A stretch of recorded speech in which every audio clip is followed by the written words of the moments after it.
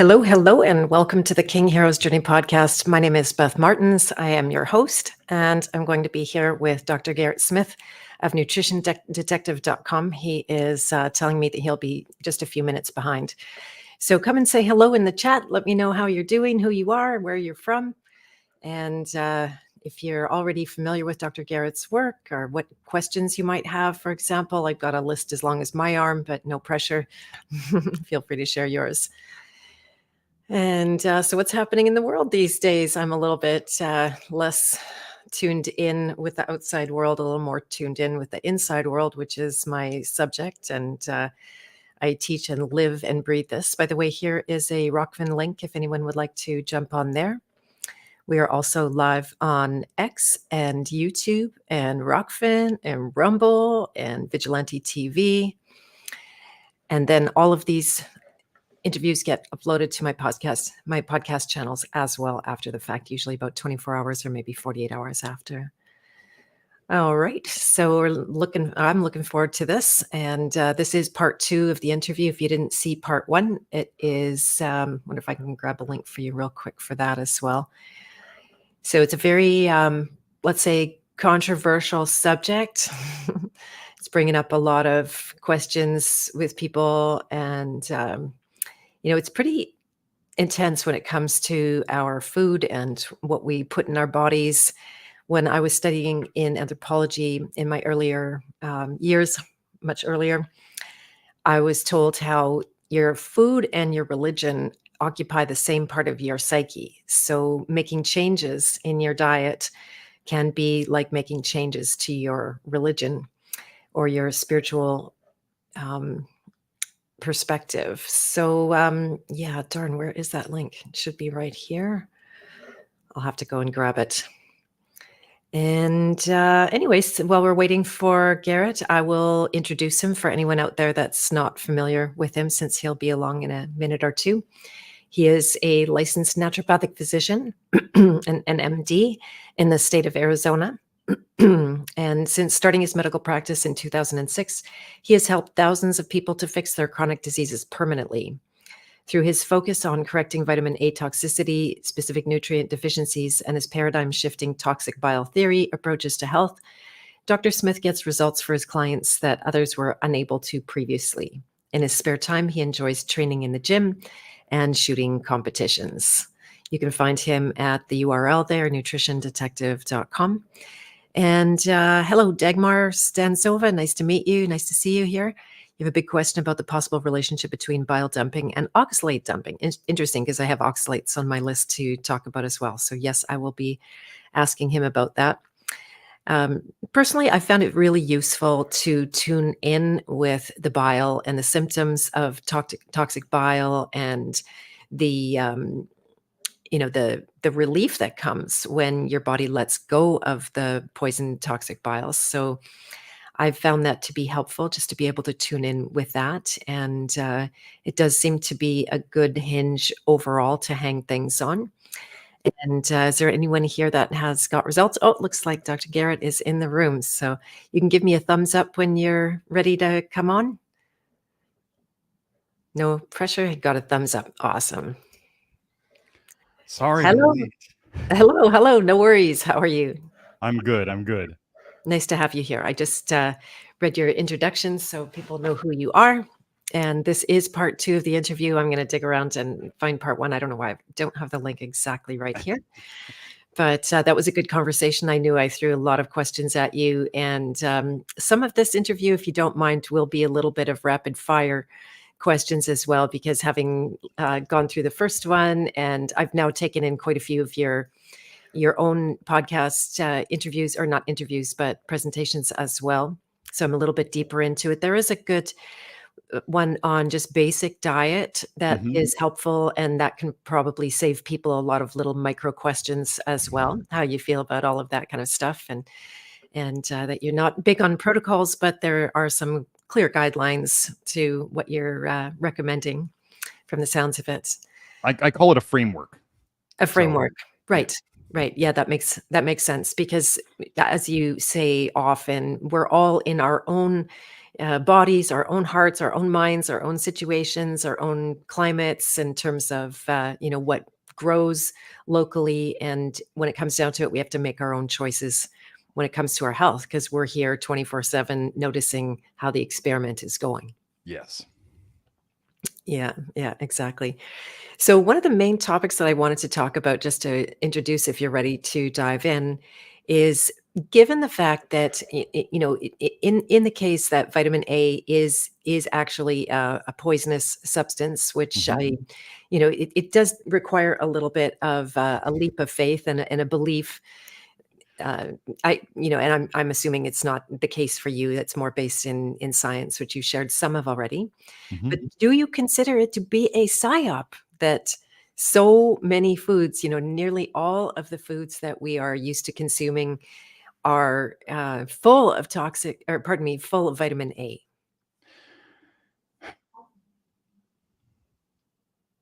Well, I mean, when we get into it, what was the impetus to start science looking for vitamins? Well, it was because the Rockefellers and their pharma industry, they were actually concerned at the early 1900s that they were going to run out of drugs to make.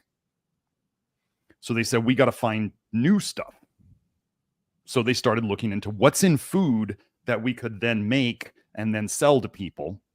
So let's isolate these things that are essential from food and sell them to people. And the other thing that people don't know about the whole big pro dairy push these days is that the Rockefellers have always been heavily into dairy.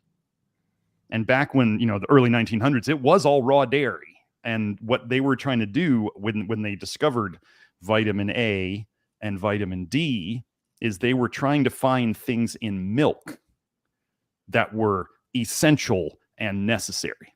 And what does milk have more of it than lots of other foods? It's got vitamin A and vitamin D and way too much calcium for humans. And we see that in the RDA of calcium today, that there's no way that you could eat non-dairy foods and ever get close to the RDA. They made it so the game is rigged. You have to eat dairy to get enough calcium.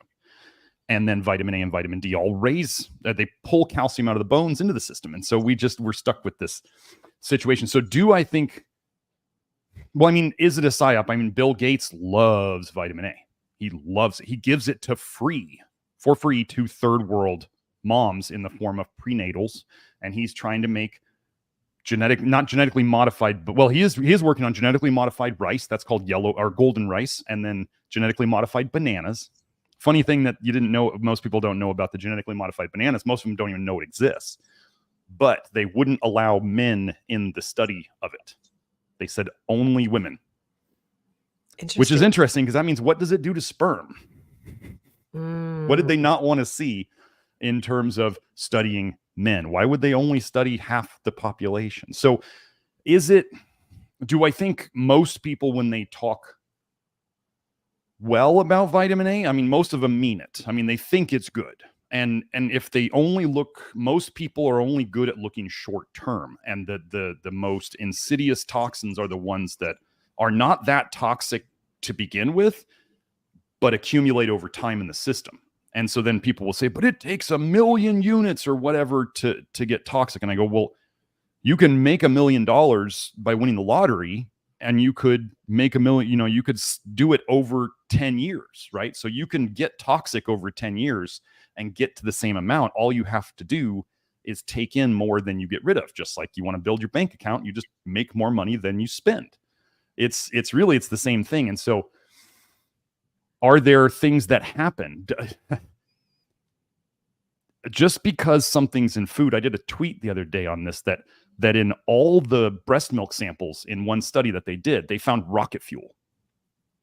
So people will argue, they'll say, well, why is vitamin A in breast milk if it's a toxin? And I say, well, why is rocket fuel in all these breast milk samples unless it's a toxin, right? Or if they go and they look for glyphosate, is glyphosate in all the breast milk samples? Does that mean it's supposed to be there? So the presence of a poison does not mean it's supposed to be there or be good for us. So it's something that, like, this is the hard part for a lot of people to understand, is that we are paying now for the toxicities and the deficiencies handed down to us from prior generations. So, I mean, 70% plus of kids are born with jaundice these days. That means their liver is already damaged and not keeping up. So then the key thing is then we get into the jabs and we get into the pharmaceuticals and we get into the toxic food and we get into the deficient food and we get into all these things that people do. And the key thing is like people say, but people used to eat lots of vitamin A without a problem. And first of all, I go, are you sure? Like, do you know what they actually ate? And second, I say, it's like when people think that Italians have always eaten tomatoes. No, they came over from the New World. They have not always eaten them. And then, like in the garlic show I did the other day, America didn't consume garlic regularly in foods until it started in the 40s and 50s. So like garlic is not some like long time health food that's been around forever. So the thing about vitamin A is, do toxins do things? Absolutely, toxins do things. That's pharmaceuticals. Toxins have effects. And so can people take vitamin A and get an effect from it in the short term that they want that makes their symptoms look better? Yes, that's exactly what pharmaceuticals do. That's what toxins can do. And then if they go on too long, they damage the very system that they appeared to help, and then you get problems from it later. And then what is modern medicine do? They put you on a new toxin. Let's do a new toxin to undo the bad toxin, and then it just becomes, this whack-a-mole game. So, and can I quickly interrupt? When yes. You say effect, you're talking about slowing detox. Is that the effect? Because yes, anything that, so the things we have to process, right? Or detox, we can call it detox, but the things we have to detox, they take energy, they take nutrients, mostly minerals, and then they use up the very detox pathways that run them. Or then they can, just like any machine that, like a sewage processing plant, it's processing this toxic stuff. Is that going to affect the machines eventually? Yes, the machines are going to eventually break down. It's kind of like I remind people will say, well, everything's toxic in a high enough dose. And I say, yeah, oxygen is killing us. Like breathing oxygen is killing us slowly. Does that mean we're not going to breathe? No. Is there vitamin A in many, many foods? Do I advocate complete avoidance of it? No, you can't do that. That's next to impossible. Then people will say, well, how low do I have to get? And I say, the lower you get, the faster it goes. It's just less into the account and more out. So do these things slow detox? Yes, I show it over and over with especially the enzyme, the detox pathway called ALDH, which as an example, it processes aldehydes. But as an example, there was a study on young mice versus old mice. And I don't know if I went over this last show, but young mice got, their ALDH went up when they were exposed to alcohol. ALDH also processes acetaldehyde, which is what's bad for us from alcohol. So their ALDH went up when they were young. Now, when we think of young people and hangovers and how well they can recover the next day, they recover faster, right? And they can punish themselves with this for a while. And what they saw in the old mice was when they drank alcohol, their ALDH went down, which means they couldn't process the acetaldehyde, which means as equivalent in humans would be like more of a hangover and more of a screwed up next day or two. So yeah, detox, or the more toxic we become, it slows all of our detox. So then if we are building up, let's say we have all these things slow down our detox, and then something that maybe we used to be able to deal with that was present naturally in foods like vitamin A starts, because the whole detox system has been slowing down, and then we have this health nut push for more vitamin A and pharmaceuticals like Accutane and vitamin A and cosmetics and all these ways that it's coming in. It turns something that maybe wasn't a problem before into a big problem, because then the vitamin A is turning into effectively a chemical peel in your system. And so yeah, it's like something that didn't used to be a problem has become a problem. And people saying, well, my grandpa used to eat liver and eggs and you go, yeah, and now you have a problem with it. It's not that what your grandparents got away with means that you can get away with it too. It means that they handed you down the problems that it created, and it didn't affect them as much because they were the early ones. And now you get to inherit it, the sins of the father, if you will. So yeah, is it a psyop? I mean, now I think it is. Yeah. They took vitamin A labeling off of nutrition facts. They don't have to label vitamin A content on foods anymore. Why do they say that? Well, they say it's because vitamin A deficiency in the US is very rare. So then that means that the only thing left is toxicity. Either everyone's adequate, or not everyone, but a lot of people are adequate if you think of adequacy, or they're toxic. Deficiency is not happening according to them. But also, if I start bringing up, if the movement for vitamin A toxicity is gaining steam, and people started looking at all these foods and going, wait, that's got this much vitamin A in, this has this much vitamin A in, this has this much vitamin A, and they start totaling it up and they're going, oh my gosh, I've been poisoning myself, and they're fortifying my oat milk, and they're fortifying the dairy milk, and they're fortifying this. Why are they fortifying these things if there's already plenty in what I eat? So removing information is one way that they could hide it, or say that they're less responsible for it later when, let's say, the lawsuits started coming out. Right, right. Interesting with the dairy. I was just thinking about India. So I traveled there many times already, and they have the whole sacred cow, and the reason being that if you just eat that cow, and then there's a famine, then that cow would have produced a lot more food in the way of its milk in the long run. So I know there's a difference between living in famine and trying to actually thrive and be top of your game health. Yeah. But so fortification aside, is there? I was thinking cross culturally, some cultures really rely on dairy products for their, I think, primarily protein and fat. Yeah. I mean, the big thing is, for me, especially, well, okay, so I've had multiple Indian clients. They're really hard to fix. Do you want to know why? Why? They don't eat red meat. And so they are lacking in zinc and taurine and overall protein intake. The zinc thing is the huge thing. They'll do chicken, they'll do that's, and this is a stereotype. Yeah, I'm okay with that because I've had these clients, and I'm okay with generalizing this.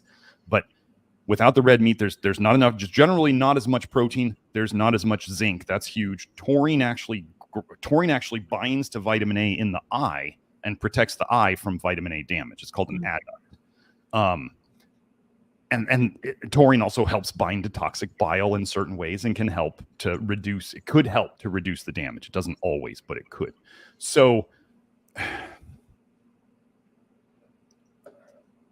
figuring out, I mean, the goal of humanity is not rampant overproduction of people. I'm not a population control person, but also our goal is not just to overpopulate and use up all the resources in an area so that everybody's starving. That's so kind of certain groups have to regulate their growth, just like, kind of animals do it, predator-prey relationship, right? But and there's going to be cycles of up and down. But I mean, humans were not designed to have to suckle from cows to live. To live healthily, we were not designed to have to suckle from another animal. That's the logic of people who are like, we need dairy to be healthy. I'm just like, where in the world did you come up from that? And why is it a cow? And why is it not a goat? And why is it not any other animal? It's just this one. I mean, people don't realize that goat is the highest consumed meat in the world. It's not beef. So we just have weird things in America that, dairy is, for starving people, dairy is great because when you drink calories, this is one reason why people get so fat on soda, but when you drink calories, it doesn't register with your satiety centers. It doesn't register as you ate something. It doesn't count the calories that came in.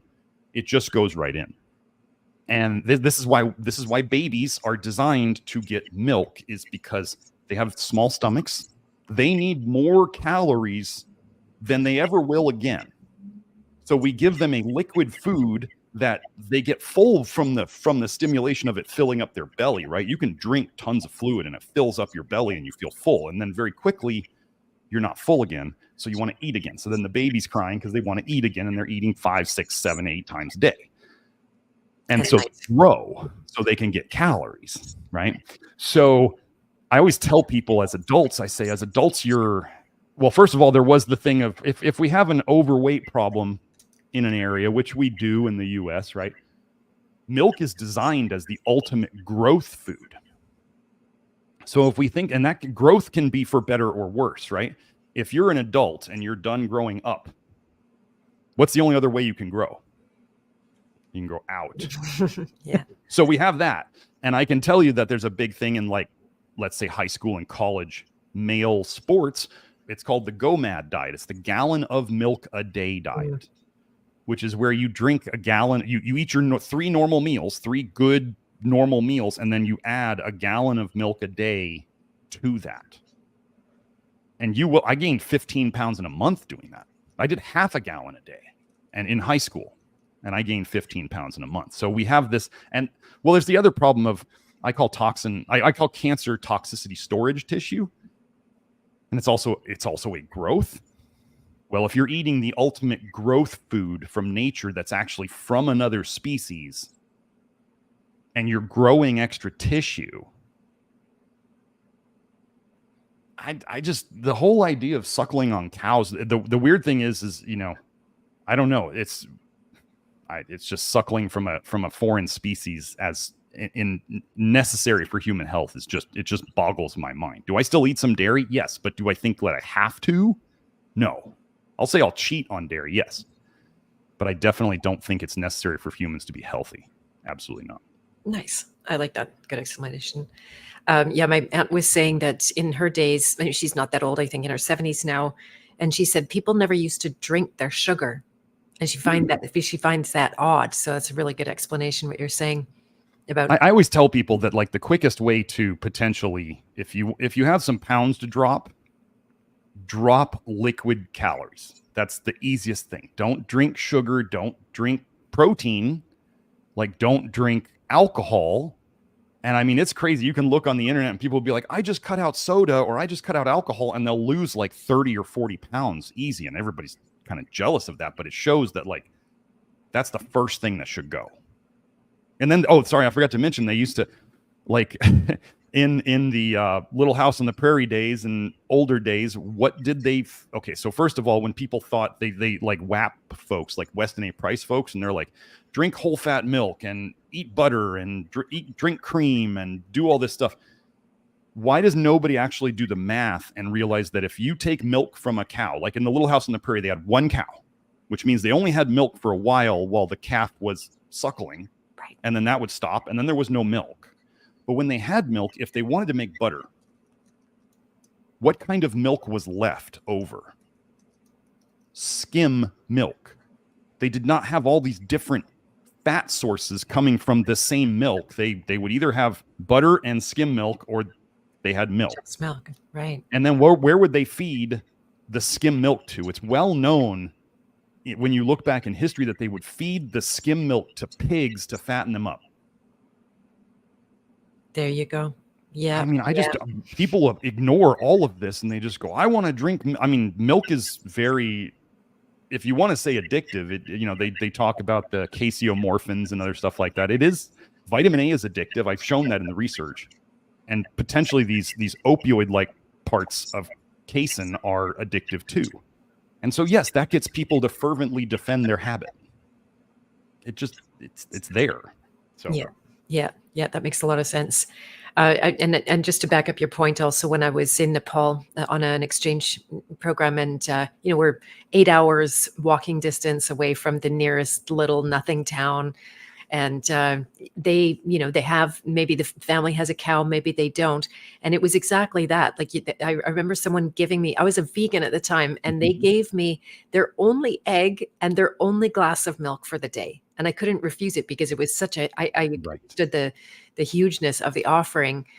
But yeah, it's not like get a gallon from the store and the cream and the cheese and Right. it's Right. pretty different in a traditional. Let me add one more thing. A cow only has one liver. Mm. Right. So if you process a cow and you get, I don't know, 800 pounds of meat from it, like I'm not sure on this number, but what, maybe 2 pounds of liver? So that if that was divided among everybody, everybody's getting like a bite. Exactly. And then they're getting lots of meat. They're like the idea of eating chunks of liver a week. You wouldn't have finished that cow before you slaughter another one. You'd still be eating what was left of the first one. So the idea that humans had all this access to tons of eggs and tons of dairy and tons of liver and all this stuff, it just doesn't, the math doesn't make sense. And people tell me about eggs in the past, and they're like, there was not that many of them.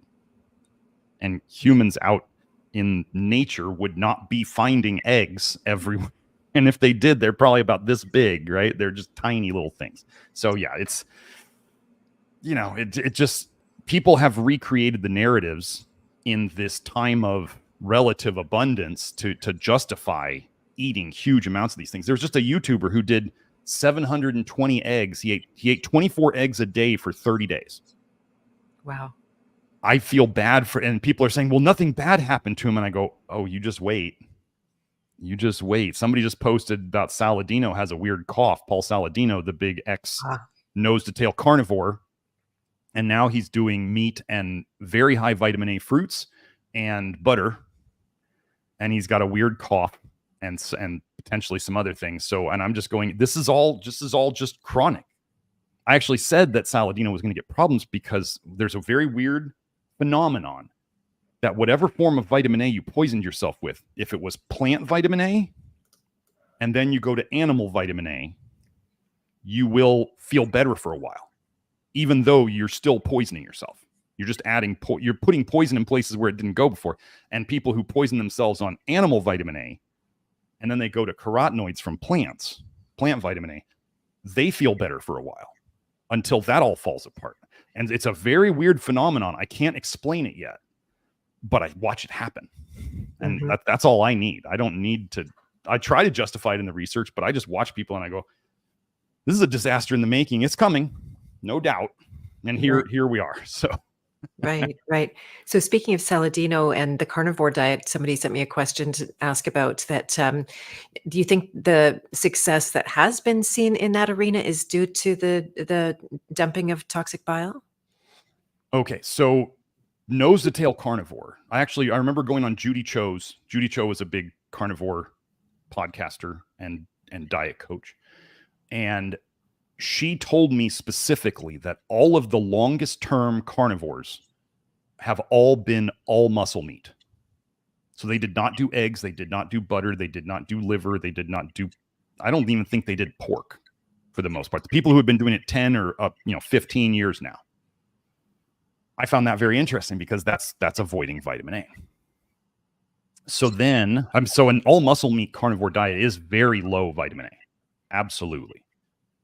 Now this is going to get a little sciencey here. So an all muscle meat diet. First of all, I showed this. I did a little bit of showing this in my sulfur, my garlic and sulfur is toxic presentation the other day, and I did this. I've done this before, but when you starve so bifidobacteria are one of the absolute most important classes of bacteria in your gut biome to have a good gut biome. Not the only one, but it's really like the biggest class. We have the most bifido when we are born. And if kids are C-section, they don't get that as well. So we have the most of it when we're born, and we have the least of it when we die. So it's part of the decline of health for many people. When we starve, what do bifido like to eat? They like to eat soluble fiber or carbohydrates. Okay.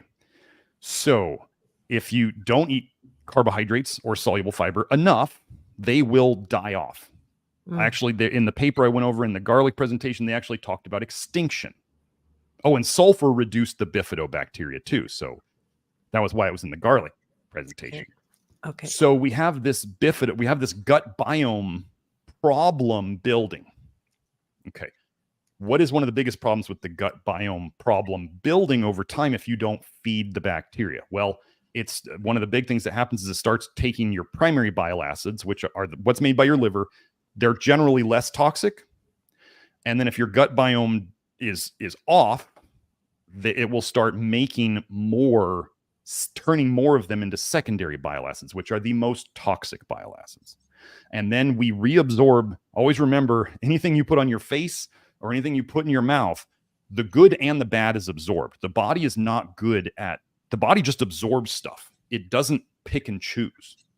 People have weird ideas that, oh, my gut will only take the good stuff. No, this would be like saying if you spray pesticides on your grass, it's only going to take up the water and not the pesticides. It's just like lunacy. So if you take, the bile that you dump from the liver into the bile ducts, into the intestines, you are reabsorbing. Normally, they say with a standard American diet, you're reabsorbing 95% of that bile, all for better or worse. Good stuff, bad stuff, all of it. You're reabsorbing 95% of it. It goes into a closed loop of it goes into the portal vein, which then goes directly to the liver. So you have the liver making the bile. It goes into the intestines. The intestines reabsorb it through a closed blood system. It goes right back to the liver. So you have this like closed loop. That's assuming there's no leaks, which is what my whole thing is based on, is fixing the leaks and making the bile less toxic so it doesn't cause as many leaks. So in that closed loop, in a standard American diet, it is said that 95% of the bile is reabsorbed.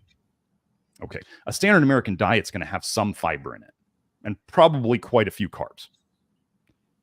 Okay, so what happens when you take away? So what are ways to increase your bile production and increase your bile excretion out of your poop? Soluble fiber.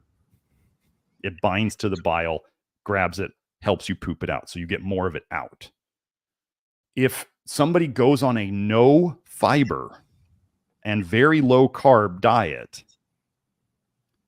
probably 99% of that bile is getting reabsorbed and going right back to the liver and then just going through this loop. Bifido are dying. It's going to be for some people, it's a long time. For some people, it's a shorter time as to when this shows problems. Now, people will bring up, there's a carnivore lady who's like a farmer in this stuff. And I'm thinking, and they're saying, why doesn't she have problems yet? And I'm going, maybe it's because she's a farmer and she's digging around in the soil. Like there's differences between somebody living in the city and somebody, being around animals and dirt and all that stuff all the time. They're getting reseeded, if you will, with bacteria. I still don't know that nothing's going to happen.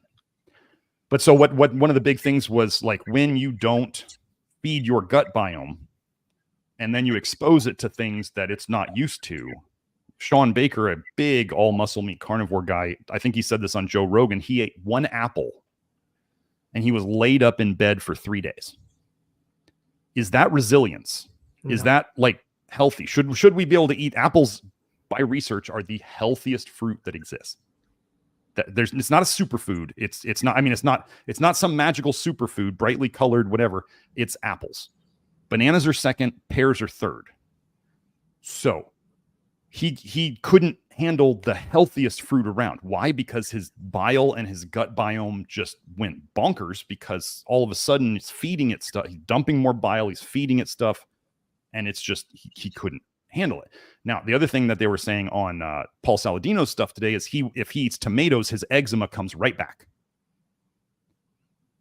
So where did it go? Like, when he's eating all muscle meat, where did the problem leave him?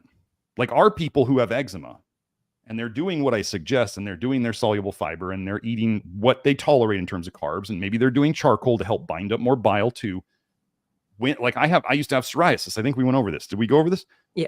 I used to have psoriasis. If I go and I eat pizza, like normal pizza, does my psoriasis come back immediately? No, it doesn't. It doesn't come back at all. And I wouldn't eat that much of it that it would come back. But if I eat it once, does it come back?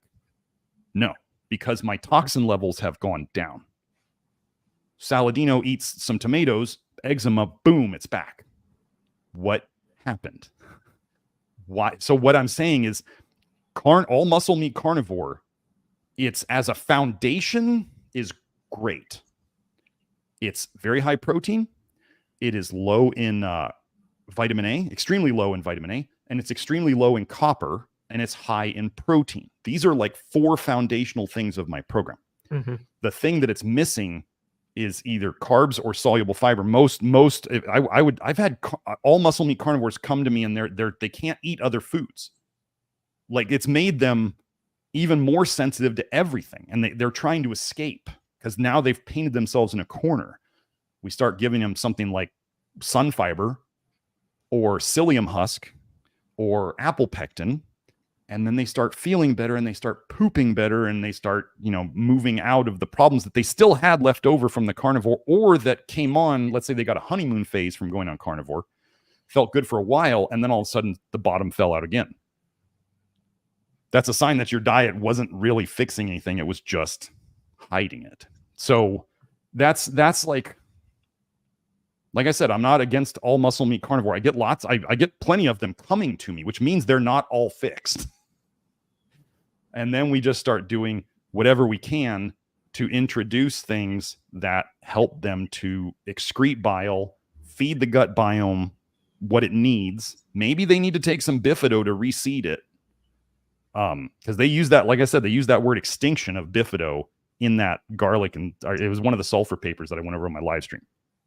So yeah, that's all. A nose to tail carnivore, absolute disaster. Mm-hmm. All muscle meat carnivore we are not against meat on this program.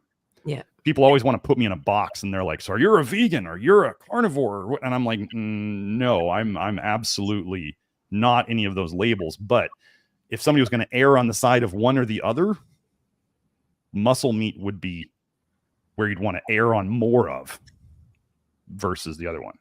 So Right. So just for the sake of a friend who is training for an event coming up, and he's gone on a carnivore diet, all meat. What kind of event? That's important. It is like races. It's 2-day races, and is this like running courses? Yeah, some running. I think it's a whole variety of different kind of activities, competition wise. And so, would he be working against himself to be on meat only, and would be better off with some soluble fiber and carbohydrates to remove the toxic bile? I would. Well, okay. So here's the reality is, competitive sports does not lend itself to longevity or health. True story. People are trying to, you don't, dragsters, right? Fastest cars you can be in. They have to rebuild the engine after every race. Humans, we don't get to rebuild the engine. I remember, I forget the guy's name, the earliest paleo guy would love to, one of his favorite things to do was to post newspaper articles or obituaries about endurance athletes who died early from cancer. Like, it's not, they were trying to be super healthy. It's not necessarily healthy to just take the engine and run it a bunch. Now, so if we are trying to, we always have to look at, none of those, when people show the videos of like let's say the 80-year-old, 90-year-old Chinese folks doing all this flexibility and gymnastic stuff in the park, like, they're not doing hardcore multi-day endurance events. Like, the way to, the saying of everything in moderation is abused. And absolute, because people will say everything in moderation, and I go, well, something you do daily is not moderation. That's a habit. So now you're just using the magic word moderation to justify your addiction. But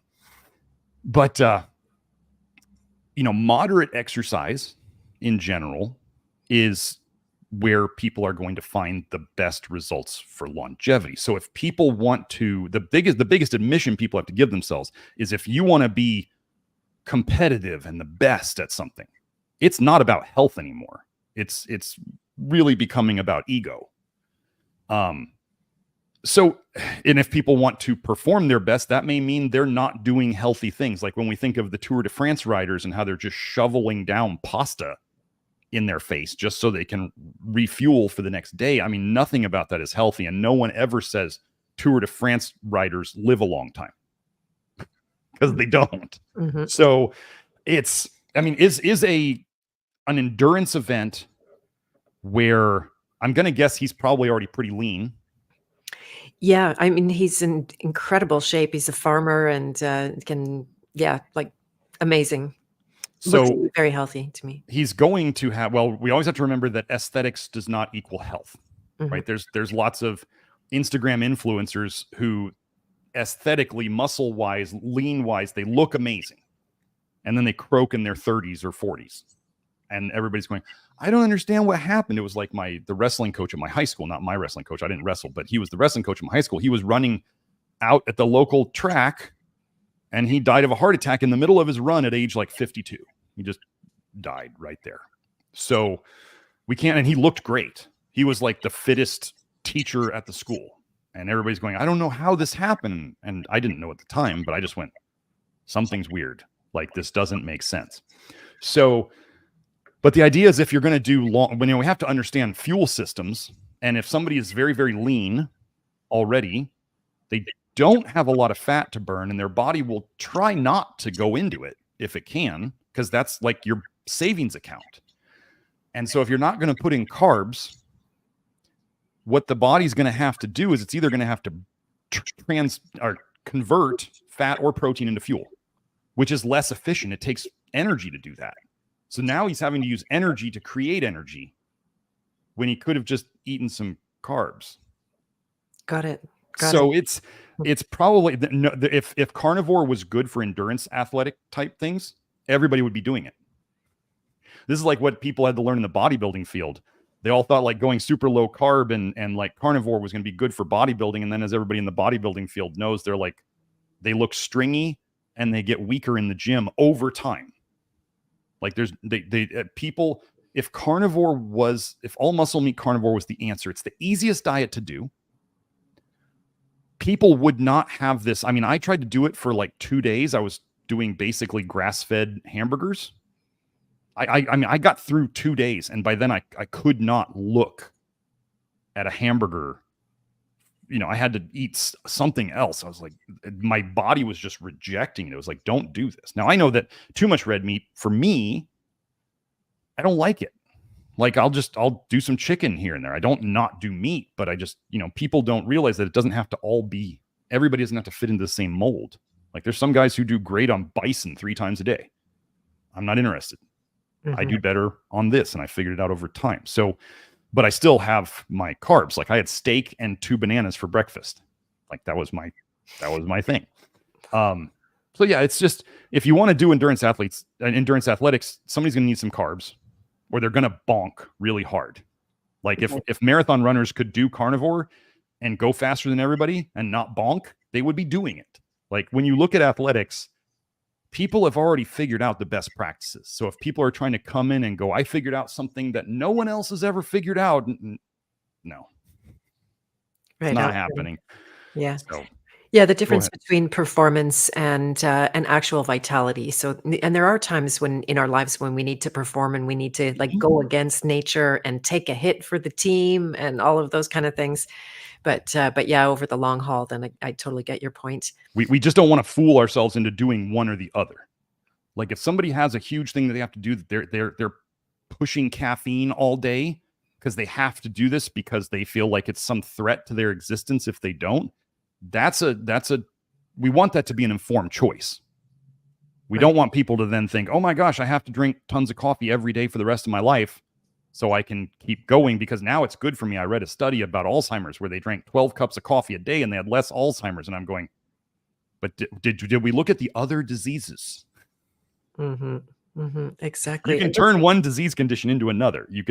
They can just show up in different ways. You can, like the alkaline diet, people who get really, really alkaline will show up with different diseases than the people who are too acidic. So you can transfer one to another. We're not just trying to transfer disease into a different form.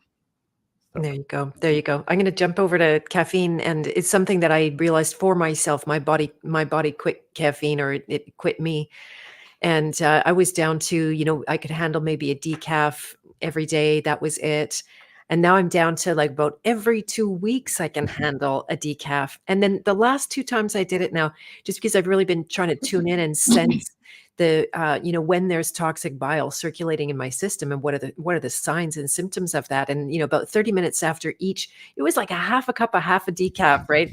And you got some crappy milk in there, so that's probably a factor too. But I could feel like nausea. I could feel a little bit of poisoning, and it wasn't severe, and it didn't last for a long time. But I could feel this toxic level going on, and it's just really good. I appreciate being able to sense now. If I jump into one example on Friday, I know you've talked a lot about headaches and different things. I'm sure that's all toxicity. Every so often, I will get a stress migraine, and I got one. And I'm like, oh, darn, look at my schedule. I'm going to have to take a painkiller. And then I thought to myself, well, I just got off a call where I was helping someone else use my deprogramming methods to get rid of Mhm. it. And she did 100%. In about 11 minutes, her headache was gone. And so I'm thinking to myself, well, I can go walk your talk, Beth. So I laid down Right. and used my method. And I was actually able to find death programming underneath the migraine. And I had the full on nausea. I thought I was, have to run to throw up and everything like that.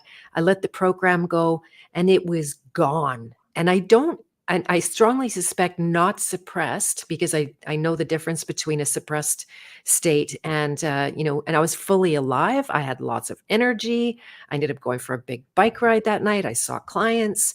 And so how would you put those two together on the, emotional, spiritual kind of realm? It was like my body was flooded with toxic bile, and then I was able to deal with it without a release on the physical side. Right. Well, so okay. I will say first that I do a lot of personal work on my own, like emotional, spiritual stuff on my own. And I have and with help from practitioners. I think this is a big part that people don't address. So the simple thing to say is that stress is what we call an agitator. Stress will dump bile. Why do we feel so bad when we get stressed? Like, what did it do to us? And because when we think about it, stress hormones, epinephrine, adrenaline, same thing, and cortisol. Adrenaline can make you numb to pain, right?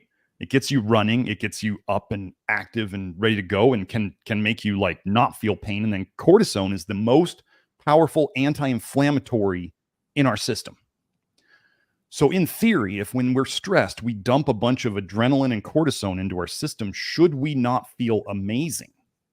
Right? To a point. To a point. Well, You right. eventually get really sick on that. Well, so what if that causes a bile? What if the adrenaline and the cortisol is actually a reaction to the bile dumping? Think about that, because the stress caused the bile dumping. Your body goes, oh crap, we better counteract this. And generally the response never equals the attack, if you will. So if you were to go and do something mental, spiritual, that removed some part of the stress trigger pathway, repetition thing, that, program, whatever you want to call it. Yeah. If you were able to fix that and all of a sudden you stop the bile dumping, then the problem from the toxic bile dumping goes away. So our goal is always like, I'm better at what I do is I do the chemistry stuff. Like I tell people, like, you probably need to get some mental, spiritual work of some kind, because we all have these things that are messed up in us in certain ways, trauma or whatever. That it's just not my area. Do I still work on these things for myself? Absolutely. Am I the guy to tell people what they need to find or what they need to work on? No, I'm not a counselor. I'm not a therapist. I tried doing some energy work stuff in my past, and I'm actually figuring out now why it didn't work for me, which I don't want to go into, but I was not a good practitioner of it for something I think that's a deeper reason inside of me. So, could it help? Sure. Might it have affected, if we're talking biochemically, might it have affected a pathway in you that made maybe you got that little pathway to run better. And so all of a sudden it deals with whatever toxicity was there and it runs better. We don't know. Actually, Kelsey, my chemistry expert and my girlfriend was telling me that she did some work once where she was really, she had dermatitis and it was early COVID and she was kind of stressed and she was scratching her skin a lot, scratching skin off. And she did some work with a lady and all of a sudden the itching just fixed. So the itching, that part went away. The skin problem was still there. And then later she fixed it with flush niacin, and that got rid of that problem, because lack of flush niacin or nicotinic acid will cause dermatitis, skin irritation, skin problems. So the root cause was a chemical thing. The response in her was fixed by this other thing. So, it all ties together. We cannot separate any of it. Exactly. You can't break it out. It's one whole entire system. Let me just add one more thing. Sure. One of the things I see that is really sad to me is a lot of whether you want to call them, I don't know what the term to use, but we kind of use the term woo experts. A lot of the woo experts, they're very good at what they do. And I'm not saying this is about you. You're looking into my stuff, which I applaud very greatly. But a lot of the woo experts, have you ever noticed they're sick as dogs? They can be. Chemically, and they're poisoning themselves with food. And I remember reading about a person taking lots of, they were always having supposedly these issues and these attacks from other things outside of them. And they're like, and all the vitamins I took and all the homeopathics and all the herbs I took. So I'm not against homeopathics, but the vitamins and the herbs, she just kept doing these every time. And then she'd work on the emotional stuff and it got rid of it. But then the stuff keeps happening. I'm like, maybe you're poisoning yourself, and maybe you're using this to get out of it. Okay. But it's coming back. Like, again, root cause of things. We can take things that shut down symptoms, but if you're not dealing with the underlying thing, then they tend to come back. So if your headache kept coming back, then I'd say maybe there's something else, or maybe if you started noticing when it comes back, it's less. That's what we want. Less frequency, less intensity, until eventually it doesn't come back. Or if it does come back, then you can look at what happened before it. I haven't been getting enough sleep. I've been eating too much cheese, or I've been, whatever. You could look at what happened before it and go, oh, that's what did it. So you can use whatever tools you have to help with getting out of it, the symptoms. Hopefully they're not toxic things to get out of it. Magnesium bath or more potassium or what. Those are things that we tend to do. Or even homeopathy. I'm not against homeopathy. Mm-hmm. But if it keeps coming back and it's getting worse, then whatever you're doing is not the right thing. Right, exactly. So here's a good example, because I've been taking a lot less of everything, right? Cut out the iodine, cut out the vitamin C. My son's so happy. No vitamin D except light. Mindful towards reduction overall of vitamin A, although it's going to take a while for me to eat through my all the garden produce that I've accumulated. And so what I've noticed is that I'm vulnerable to, I had shingles very, very bad after I did chemotherapy, and it recurred over the years. Yes, they're known to. And then I would always approach the onslaught. The one ace in the hole that I had was garlic, and now also using DMSO, which of course is a sulfur product, right? So you've got that two things. So the last time it happened, I decided to do nothing. I decided I would just risk it. And there have been times where, it like flares and it doesn't stop until I just pound it, yes. Like 4, 5, 10 cloves of garlic per day. And then it will stop it and put an end to it. Now I understand that I have suppressed the crap out of that, right? And this time when it came around, I got brave and I just did nothing. And guess what? It kind of did this and poof. Yep.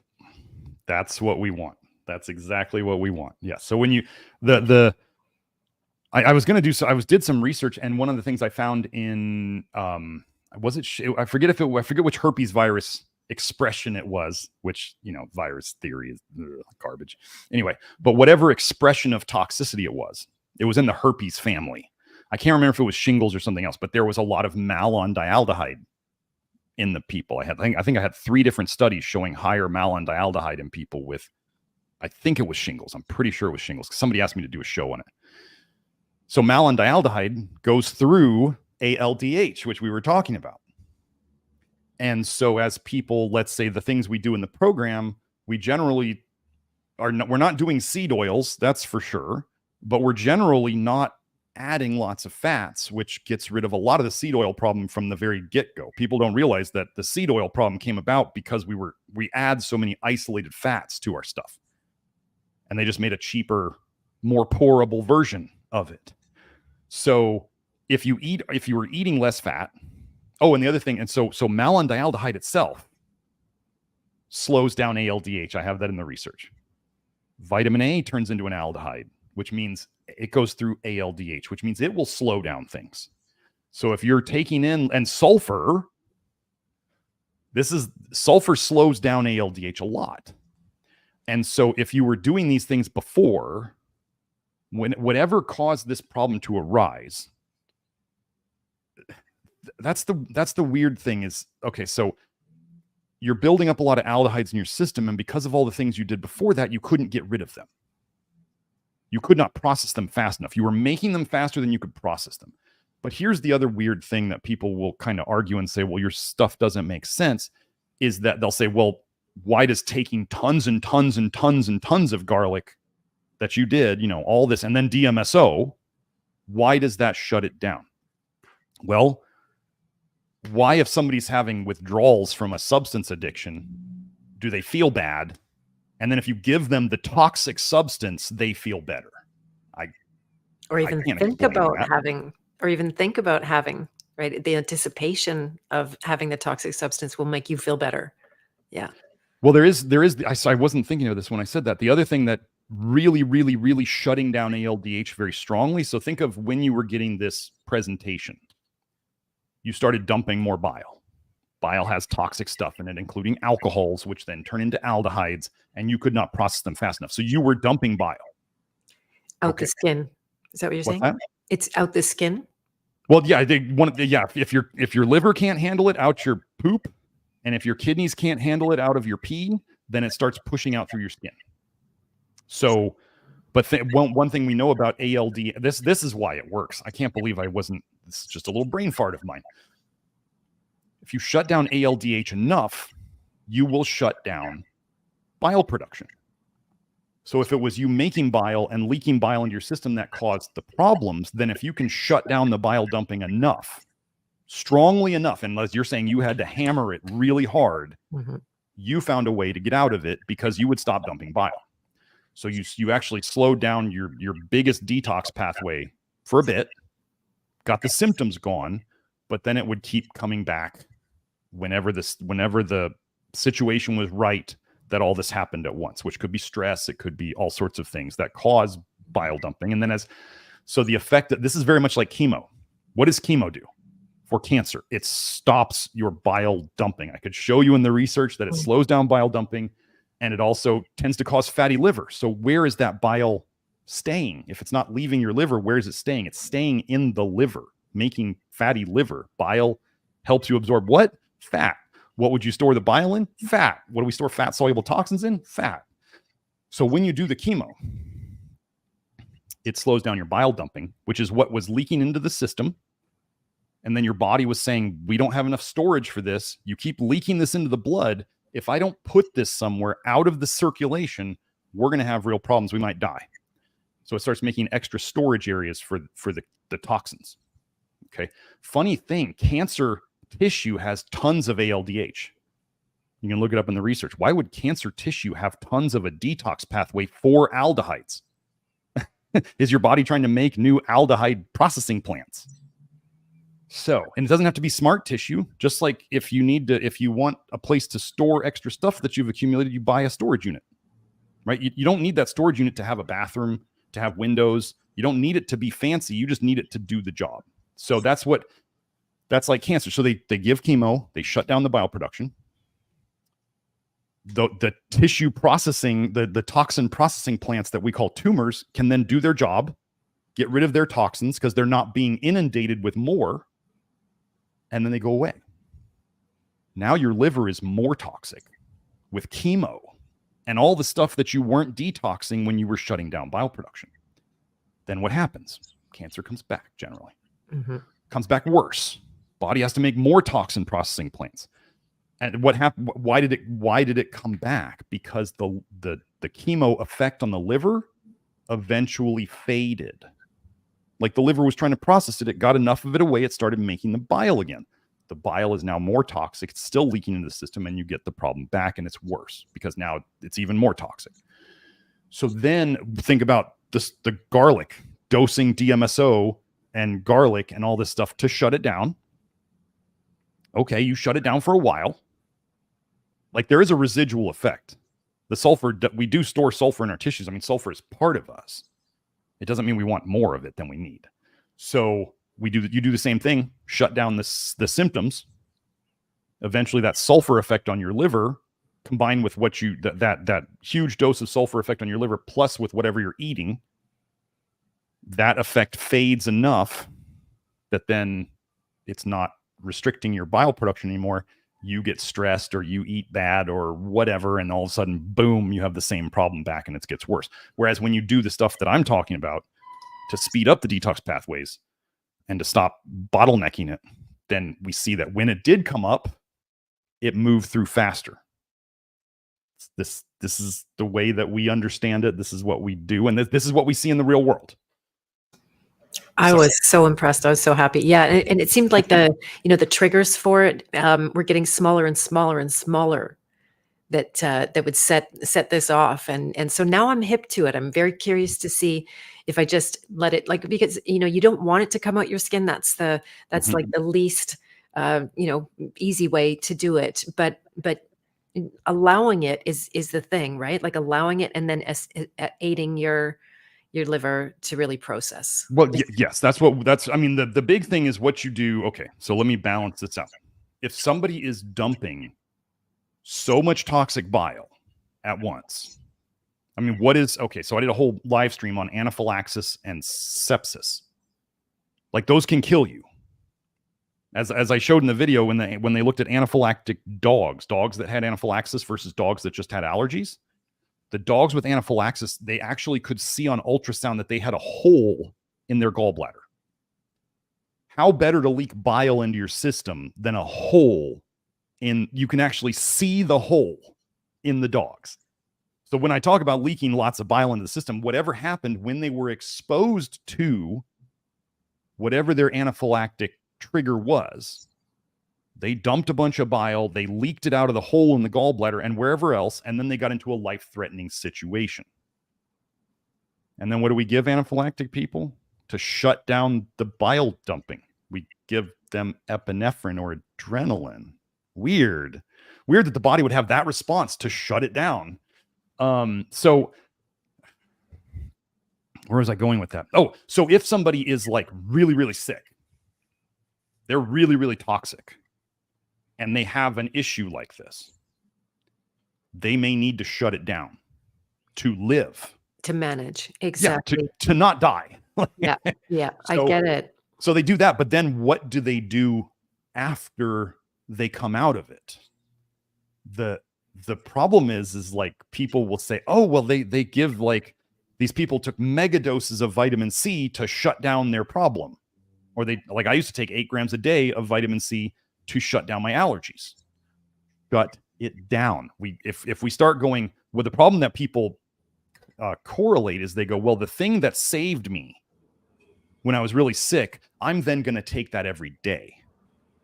Nobody says that about chemo, right? You don't do chemo and then all of a sudden go, I'm just going to take a little chemo every day. Yeah. Nobody does that because they know it's toxic, right? You want to be off of it.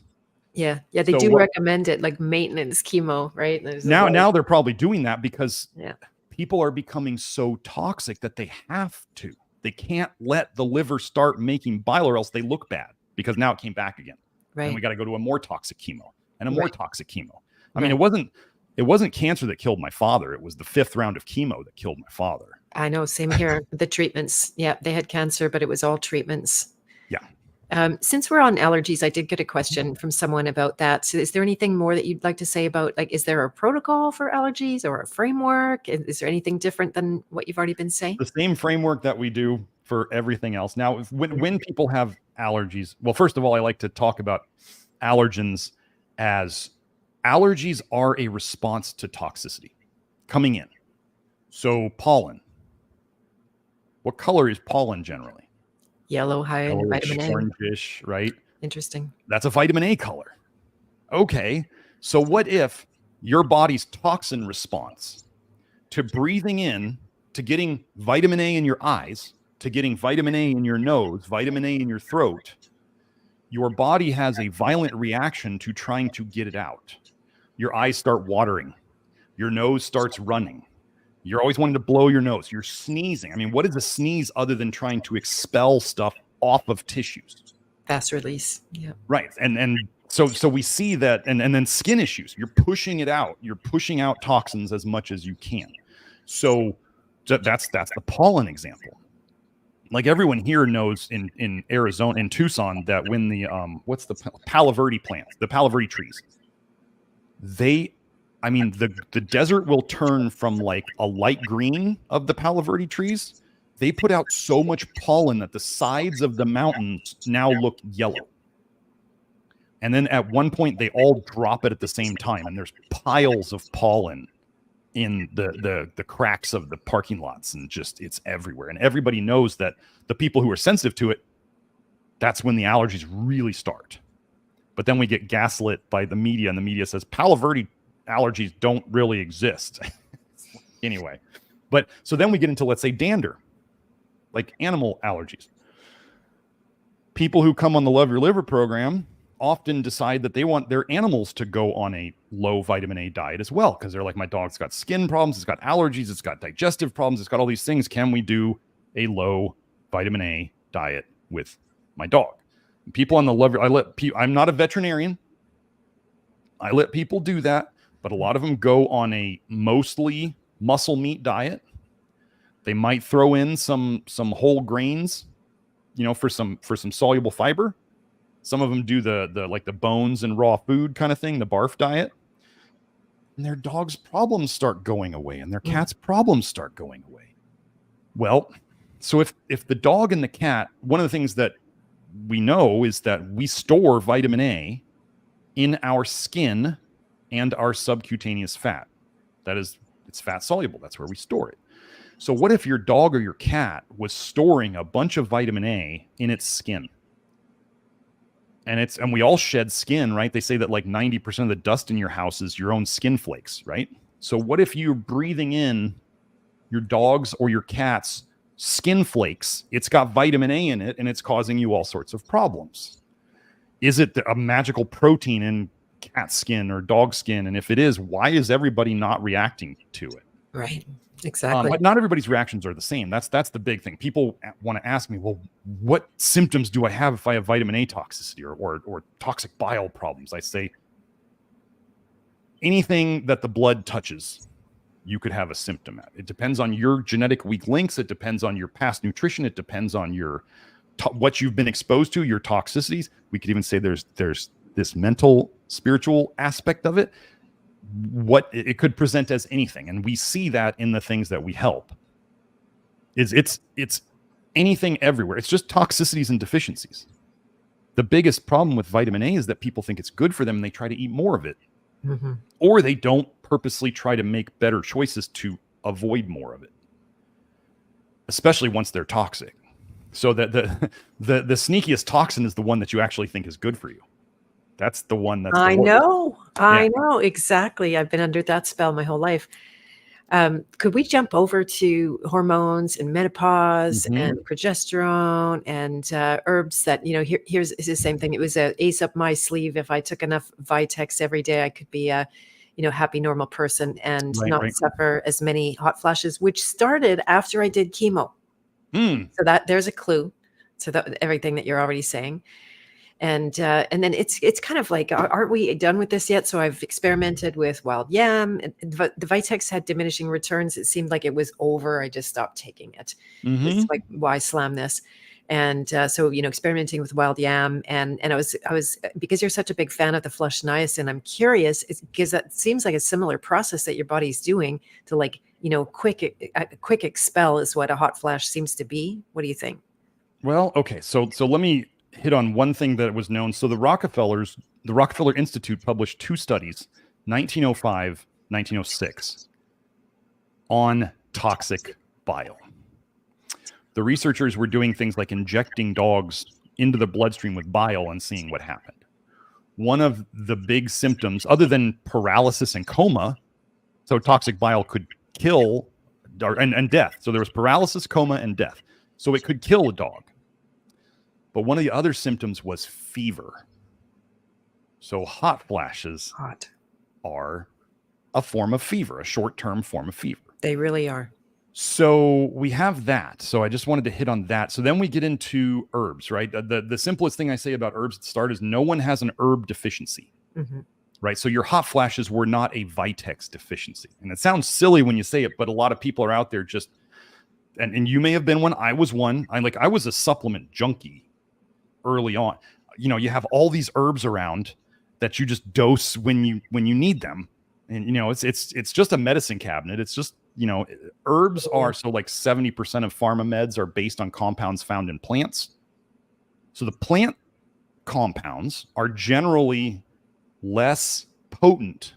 They don't work as strongly. I'll use that term. They don't work as strongly as the pharma version of it. They have less side effects because they're less potent.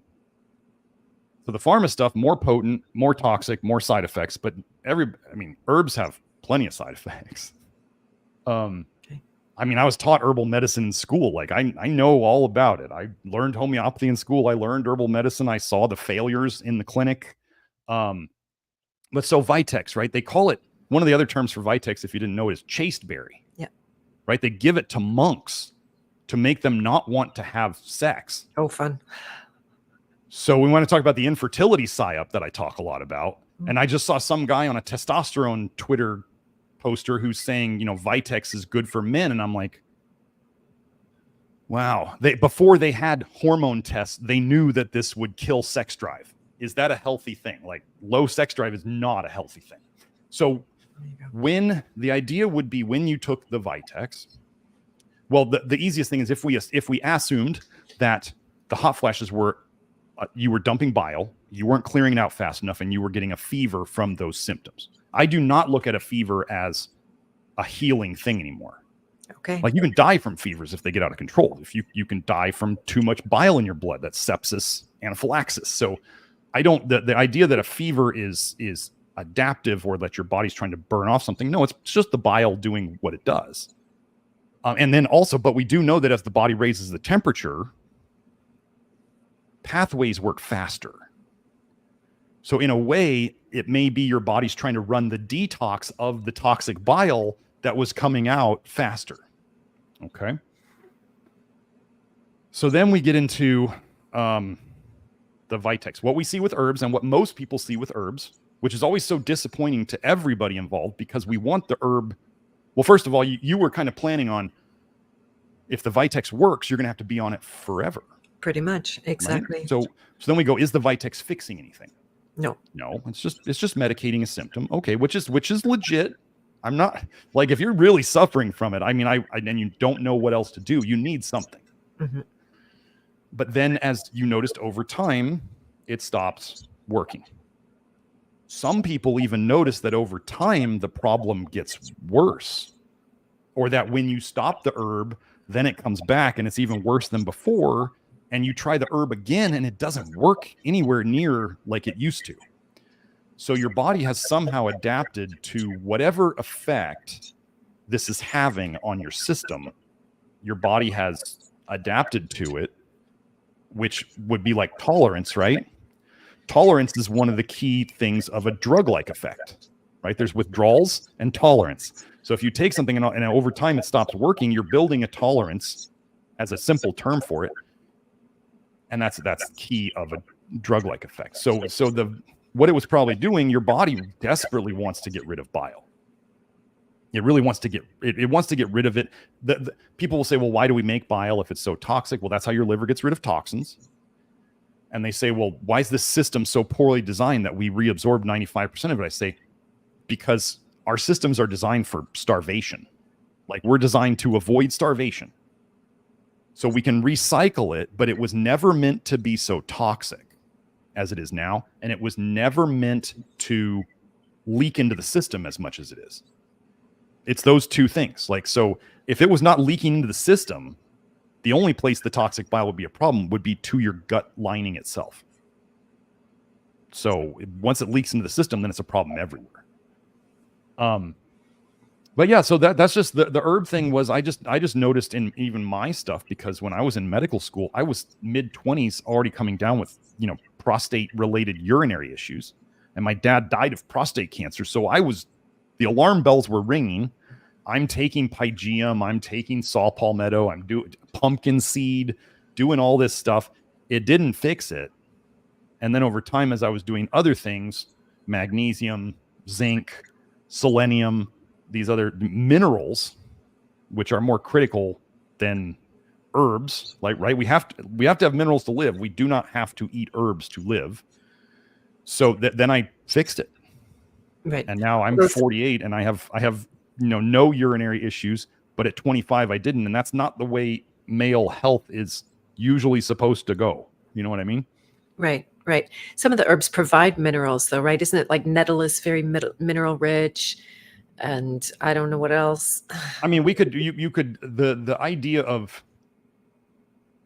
could somebody take a plant for minerals? I actually think that this is part of what TCM herbal medicine is it was a very convoluted way of giving, because Chinese herbal formulas, when you see them, right, they're like 20, 30, 50 herbs all at once. And I think they were just trying to give, like, in a certain way, a mineral supplement to people. But again, when you see cockroaches in the herbal medicine, I don't know if people know that, but a ground up cockroach is actually one of the TCM herbs. TCM herbs, when you really start looking at them, you're like, wow, this is some crazy stuff. Where was I going with that? We were talking about menopause, hot flashes. Menopause. So the hormone stuff. Well, I mean, we have. How do I put this? I mean, I had what was it?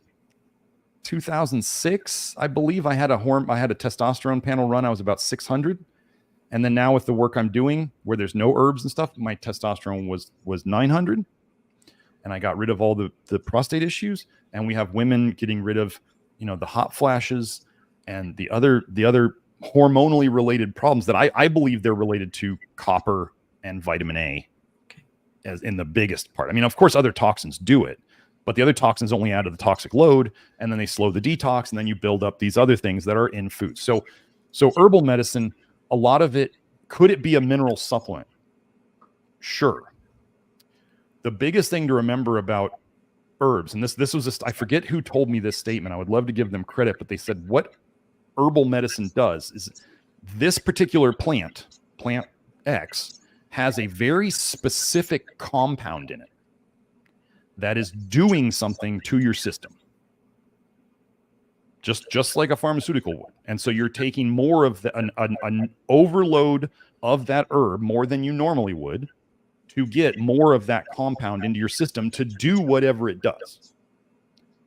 I don't tend to think of herbs as mineral supplements, because usually you have to take so much of it that you're going to be getting stuff you don't want in there. It's not just that because it grows out of the ground that it's automatically good for people. I mean, when people say that plants have this wisdom and they give you what your body needs and your body doesn't absorb what it doesn't want, I go, please explain poisonous plants. Because why are they different? They're just evil? There's good and bad plants, and they're in a war to deceive you. I don't know. It's just plants are in biochemical warfare. That's what they do. Plants do biochemical warfare because they cannot move. So they put poisons in themselves. Some of them are better at it. Some of them are not so good. We try to eat the plants that are not very good at their defenses. Animals have claws and horns and teeth, and they can run super fast, and they can camouflage themselves, and they have all sorts of defensive and offensive things because they can move.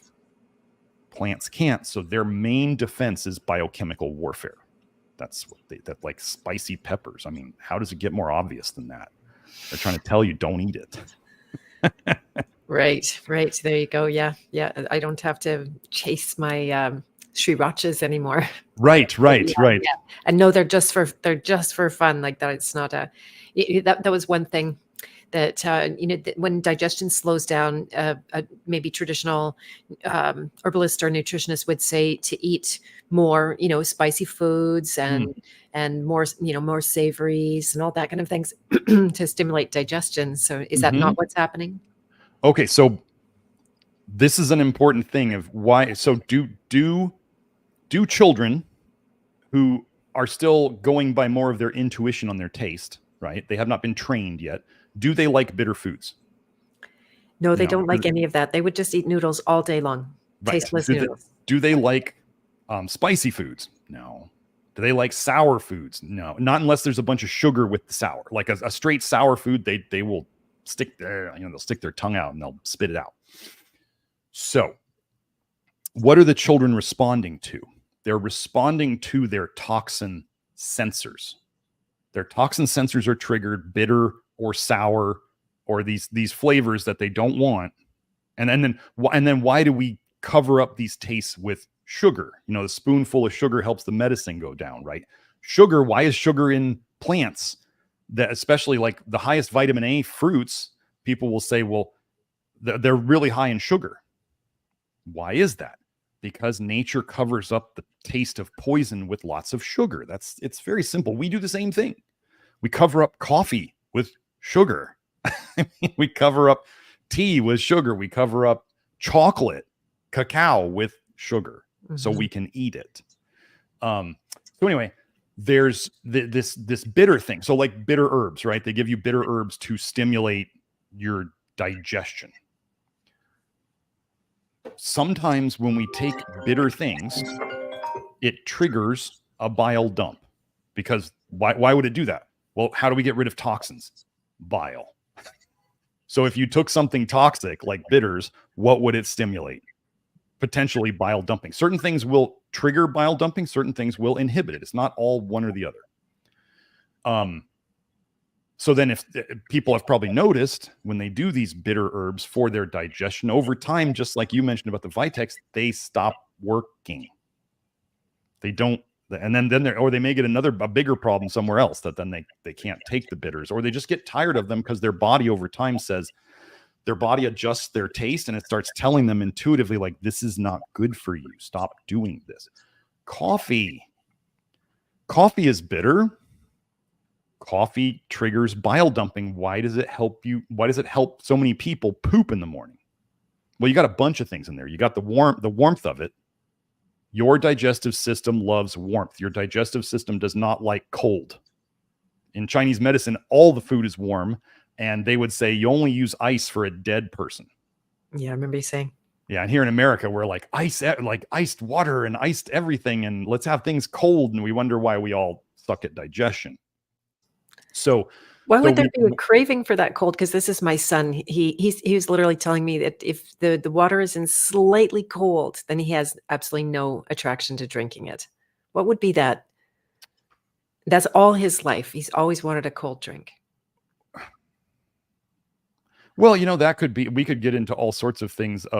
It could be. I mean, it's iced water is definitely an American thing. Other people around the world, it's like they don't do it, or they've been learning from America to do it, and now it's seeming to become more normal. It could be something that he associated with, there's always those mental, spiritual things of like cold drinks and all that stuff. I was thinking toxic heat inside his body. It could be an attempt of his to try. I mean, bile is heat. Like if you look in Chinese medicine and you look at liver heat, it is like the red face and everything's hot, and it's just like lots of bile going everywhere in the system.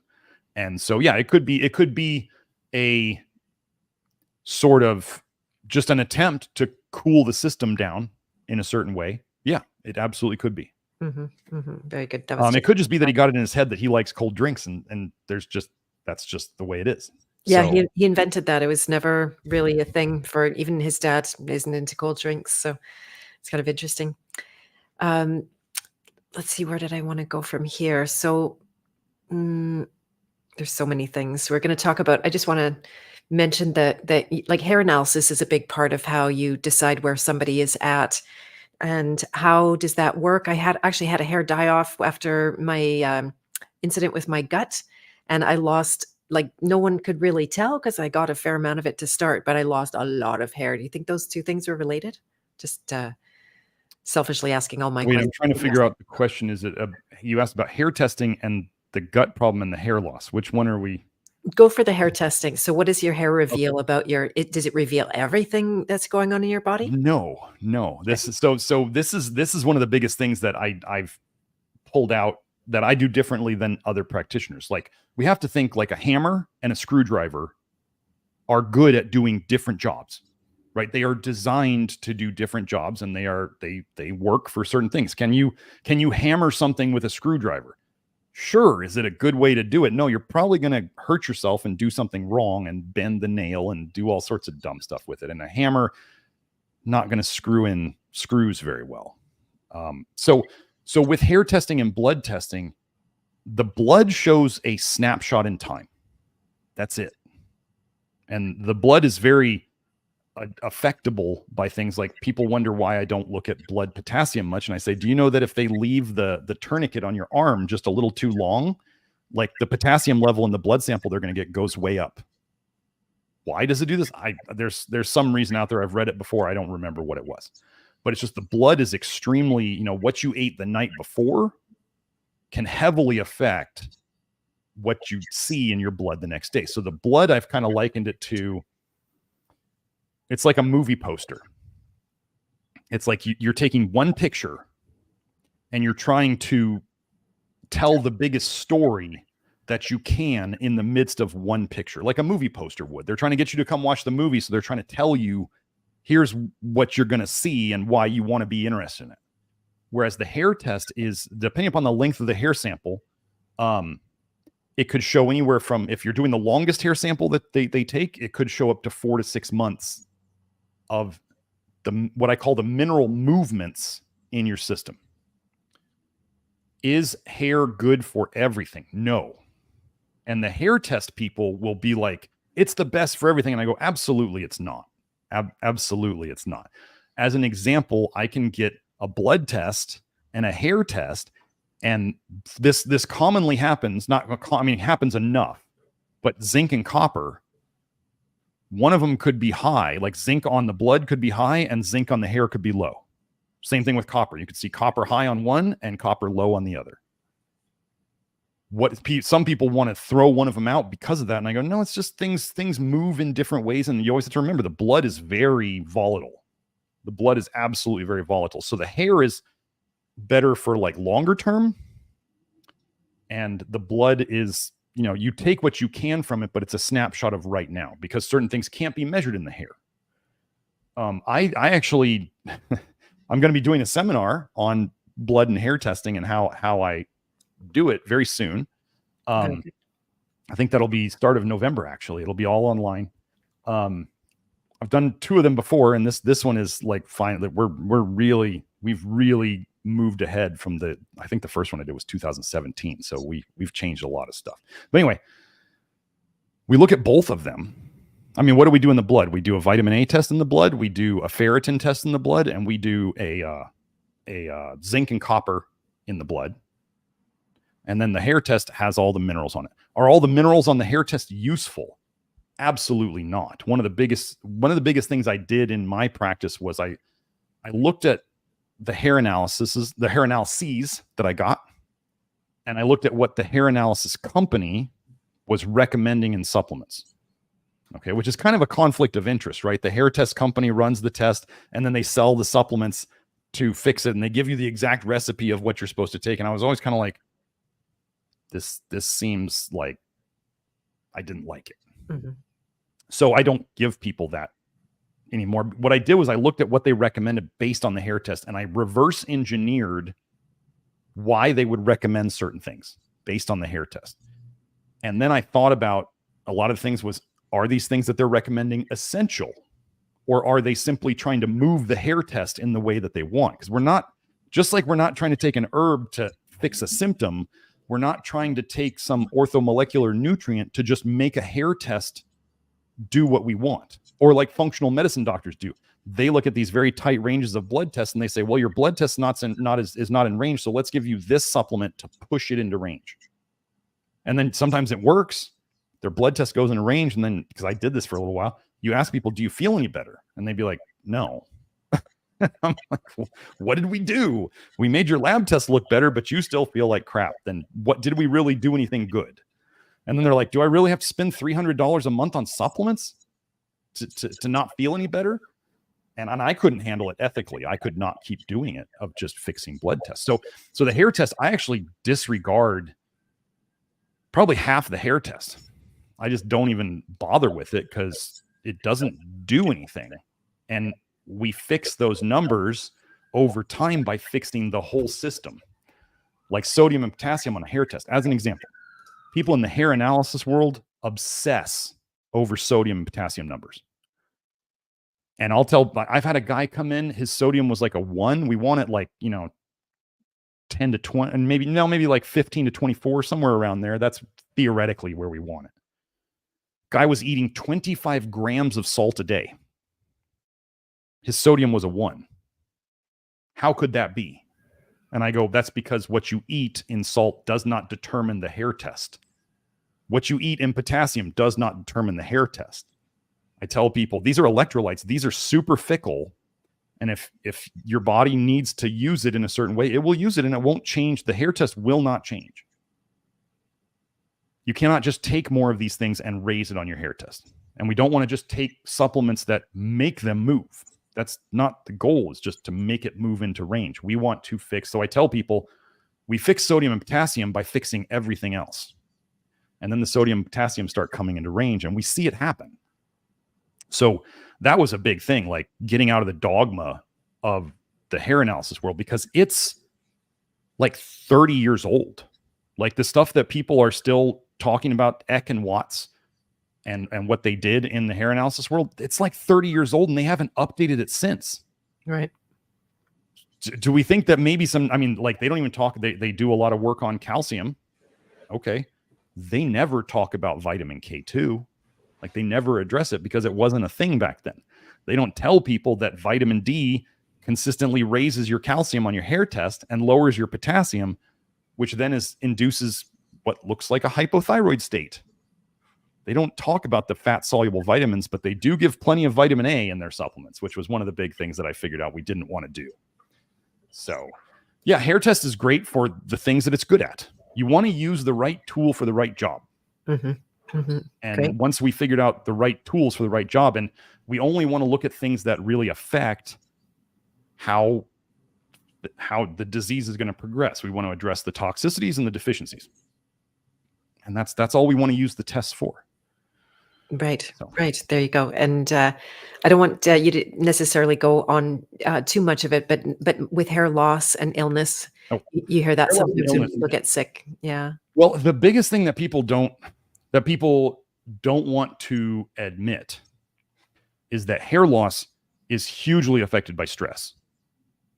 Like it just is. So if people are constantly a stressed person, or if they're just a stress type, like especially with male pattern baldness, I mean, they're going to lose their hair early. Like that's part of actually I'm working on a hair restoration program because I've had really good results with only 2 months on it. But it's based on scalp tension. And it's the scalp tension that men get that is choking out their hair follicles. It's basically causing scar tissue fibrosis and it's choking out their hair follicles. Well, if you had a big time of gut stress and dumping too much bile, the bile leaking in the system, is it going to come out your skin? Yes. Is it going to come out your hair? Yes. Did you have more stress, which means more tension from all the muscles around your head?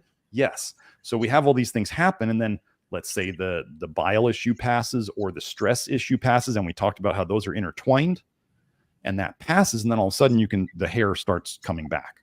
Mm-hmm. That it's more likely for women because there is the teeny little bit of testosterone and DHT connection to hair in men. So women are not going to have as much of that issue, but the scalp tension is huge. Like, there are plenty of stories and examples of people going through an extremely fearful, frightening event, and their hair basically soon after that event turns completely white. And then people are out on the internet arguing about, is it copper? Is it zinc? Is it whatever? And I go, well, you're never going to know what it is, but do we know that stress can change the color of your hair? Yeah, I mean, I was blonde as a kid. Now I'm like a darker brown. And why did that happen? Mm-hmm. Well, we regularly see on the program as we get people healthier that their hair gets darker. Why is that? I don't know. It just does. So, yeah. So the hair thing is connecting all that stuff. I mean, I would say it's bile and stress, and whatever you were dumping at that time affects it. I do tend to think that copper and calcium are really nasty things for hair loss, Okay. which is, copper is a huge thing in women. Like they just accumulate it more than men do. And which foods are the highest concentration of copper? Copper is generally, I mean, the big ones: nuts, seeds, liver, anything plant-based is going to have copper in it. This is why the all muscle meat carnivore diet is a very low copper, it's a very high zinc, very low copper diet. So just generally, as you get more into the animal products, you're going to get more into zinc. As you get more into the plant products, you're going to get more into copper. The bigger things that can happen with women and copper is, so we talked about plants, right? Women do tend to eat less meat and more plant foods than men. Birth control has been shown since 1975 to raise copper and vitamin A levels in the blood of women. Multiple studies. Yeah. So things that women are doing that affect their hormones, whether that's HRT, whether that's birth control, whether that's whatever, is going to affect their copper levels. And as the liver gets worse and worse, as it gets more toxic and worse at detoxing, then copper can build up more easily. Copper is very estrogenic. And this is a big part of why I think, especially with birth control pills, like a lot of women start gaining weight, because it's messing with their liver and they're starting to accumulate copper everywhere, and why they get so many hormonal related issues after they're done. But yeah, the biggest one, nuts and seeds are a really big one. Chocolate. Interesting. Everybody's favorite, right? So always remember, you can take a poison. Like, remember, addicts, when they don't have their drug, they feel terrible. When they get it, they feel better. So what are a lot of people doing with chocolate daily? They're just dosing their drug again. Medicating. They don't feel that low, that weird come down, which is probably when they start dumping more bile. When you don't put the toxin in, you start dumping more bile. You don't feel good. Put more toxin in, shut down the bile dumping. Yeah. And so we get addicted to these things. Right on. So if just keep going along with my list here, what about fasting and intermittent fasting, which I know are very different? You talked about 3 meals a day. Yeah. Lots to say on that. Well, it's complex. I was made a joke, kind of a joke post the other day on Twitter about saying dry fasting and autophagy and what was the other one? Oh, long ice plunges. I said, great, let's mimic dead people. This'll do well, right? Yeah, you talked about ice. Let's be cold and eat ourselves, and not eat. We'll eat ourselves, and we'll just be cold. Sounds good. Sounds very, very alive to me. So, okay. First of all, why do people feel better when they're fasting? What is a simple explanation for why somebody could fast for 1 day or 2 days or 3 days and feel so much better? They're not dumping bile. Well, there's that. But so why do they feel bad then? So if they stop eating and they feel better, does that mean their diet was the cause of them feeling bad? Quite possibly. So we have that logic. Then we have, okay, so they stop eating and they feel better. What did we change about the system? Well, first of all, we're not putting in any toxins. We're not putting in much of anything. Okay, so there's a lack of toxins coming into the system, which is a good thing. Mm-hmm. Okay. Eating is the biggest thing that triggers bile dumping. So if we're not eating, we are not dumping bile as much. Meaning we're not detoxing, or we're just not. So yeah, so there's not much happening, right? I mean, everything's going into stasis. So then you're not dumping bile, which means the good news here is that your symptoms that you had where you didn't feel good, now your liver has less toxins coming in, and you're not dumping bile leaking into the system that then the liver has to deal with. So then your liver has a sort of a more opportunity to clean the blood of the nasty things that was in it. So then as you fast longer, your body starts cleaning out the blood and your symptoms go away. And you're, wow, I feel amazing. Fasting is amazing. And then what happens to most people, they go back to eating and all the stuff comes back.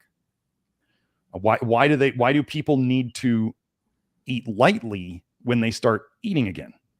Well, because they've been storing all that bile up for days, that if they trigger a big dump all at once, they're going to feel terrible. Mm. So you do need nutrients to run your detox systems. Like your detox systems need they need minerals, they need flesh niacin, they need these things to run. So if we're not putting in nutrients, then we're relying on the stores that we have. So during fasting, by definition, would our nutrient deficiencies be improving, or would they be potentially worsening? We're still running detox, but we're not putting anything in. So you're just using what you already have. Okay. Can it give the system a break to catch up on stuff though? Yes, absolutely. So I'm not totally against it. I just don't. It's kind of like enemas. I tell people, like, look, if you feel good doing it and you want to do it and you got the time in your life to do it and it doesn't make you worse, sure, throw it in. The problem we've seen over the years is with the people who really advocated fasting, like even some big authors of books on fasting, they realized later that their muscle mass just continued to decrease, and they just continued to feel worse and worse and worse until finally they're like, fasting didn't work. Like I kept getting worse over time. Like they felt amazing at the start, and then they just fasted too much, right? So they're not putting in enough stuff, and they're eating themselves alive, basically. Mm-hmm. So how does somebody know when they've fasted too much? When they get the problems, when they finally admit the problems to themselves. Like, how did I learn that being a triathlete and being a vegetarian was not good for me? When a guy at the gym I worked at, I was one of the personal trainers at the gym. He goes, dude, your cheeks are like sunken in. And I went and I looked in the mirror and I turned my face to the side and I saw what he meant. And I was like, oh my goodness. I finally realized that I couldn't see it. Like, men are very good at fooling themselves. Men tend to fool themselves into thinking they look better than they do. Women like to tell themselves they look worse than they do, right? So we have this opposite thing. So I thought I was fine. And then finally I looked at the scale and I was 6 foot and 168 pounds and got sunken in cheeks. And I went, oh no, I messed up. And so then I went and I ate cheeseburgers and, got myself out of it. And it was never a vegetarian again. I'll put it that way. Nice. So yeah, with the fasting, and I did the intermittent fasting thing too. Mm-hmm. So fasting for days at a time. I mean, I've been thinking lately, about doing like a 24-hour fast. And I'm just trying to find a good day for it, because I just, I have a lot of things to do and I have a lot of responsibilities. And so throwing a fast in the middle of it and wrecking things if I know things are going well, could a fast potentially wreck a day or two? Sure. Yeah. So I'm hesitant to do it. Some people have a situation where they can have a couple days where they're not productive. I don't right now. So there's that. Now, intermittent fasting, well, let me just say this before we get too far. Women do not deal with fasting as well as men. It's just so obvious. Women wreck their thyroids so quickly fasting. And adrenals, it really sets off the adrenaline. Yeah. Yeah. So my body panicked. Yeah. Yeah. So you have all these like male influencers telling everybody to fast, and then you get women to listen to them. And then the women are like, why do I feel like hot garbage? And why is my health going downhill? And you're like, because there are differences in the sexes. And what we can kind of see is if fasting's not so great for women, are men just better at it? But does it just take longer to break them? I think it just takes longer to break the men. It's not necessarily good. It just takes longer to break them. People will say, well, fasting was in the Bible. That's okay. Yeah. Okay. They were also most of the time close to starving in the Bible. So fasting becomes kind of like, I don't know. Do we want to be starving most of the time like they were? So intermittent fasting, I'm not against. I think most people could do really well with 2 meals a day and a snack. It's exactly where I'm at. I think that is a really good. I think 3 full meals a day is an easy way to overdo the intake, and it just makes it harder, right? Making 3 meals a day is a lot more difficult than 2. So I'm not the 1 meal a day. Oh, I think that over time is a disaster. Everybody I've seen who does it gives it up because they realize it's too much work to throw in a day's worth of food all at once in a couple hours. And not only do you have to devote a couple of hours to your dinner, but they just don't tend to keep up. And then they start losing weight because they can't get enough calories in, or they're not able to absorb what they need from the food because they're shoving it all down at once and it's not efficient. So yeah, the intermittent fasting thing, I believe fasting was building in popularity, right? Just a year or 2 or 3 ago. And now it's kind of fading off, or now they're getting into dry fasting right now. Some of the people are going into dry fasting. And one of my jokes that I said several years ago, I said, now that fasting is becoming popular, well, it's because people's diets suck. So what's going to eventually happen with the various fasting, the juice fasting and this fasting, and there's all these variants of fasting. It's like variants of vegetarianism, right? Mm-hmm. I said, what's going to happen is people are going to get to the point where they're going to say, eat nothing, drink nothing, because there's nothing left that they can do because they make so many mistakes in what they choose on a daily basis. So, I mean, I remember reading all about the people who did the brags, like one day fast a week, right? It was like the 36-hour fast a week. And I read multiple anecdotes of people on the internet saying, I did this for like several years and I lost too much weight. And it was too much. Just taking 36 hours out of a week of eating was too much. I don't know. Intermittent fasting is like, I joke that intermittent fasting is a fancy way of saying skipping breakfast for most people, right? They still eat lunch and dinner. And the other thing that you see a lot with intermittent fasters is that they're coffee addicts. They're absolute coffee addicts. Why is that? Because they're trying to free up fatty acids via the caffeine so they can burn them because they need more fuel. So can it be, like I said, I'd rather personally, so we try to put in fewer toxins. We try to give the body what it needs to both protect itself and to detox itself. And then we also give the body what it needs to facilitate the removal of stored toxins. And we're doing this. I mean, fasting is just too much for a lot of people's day to day.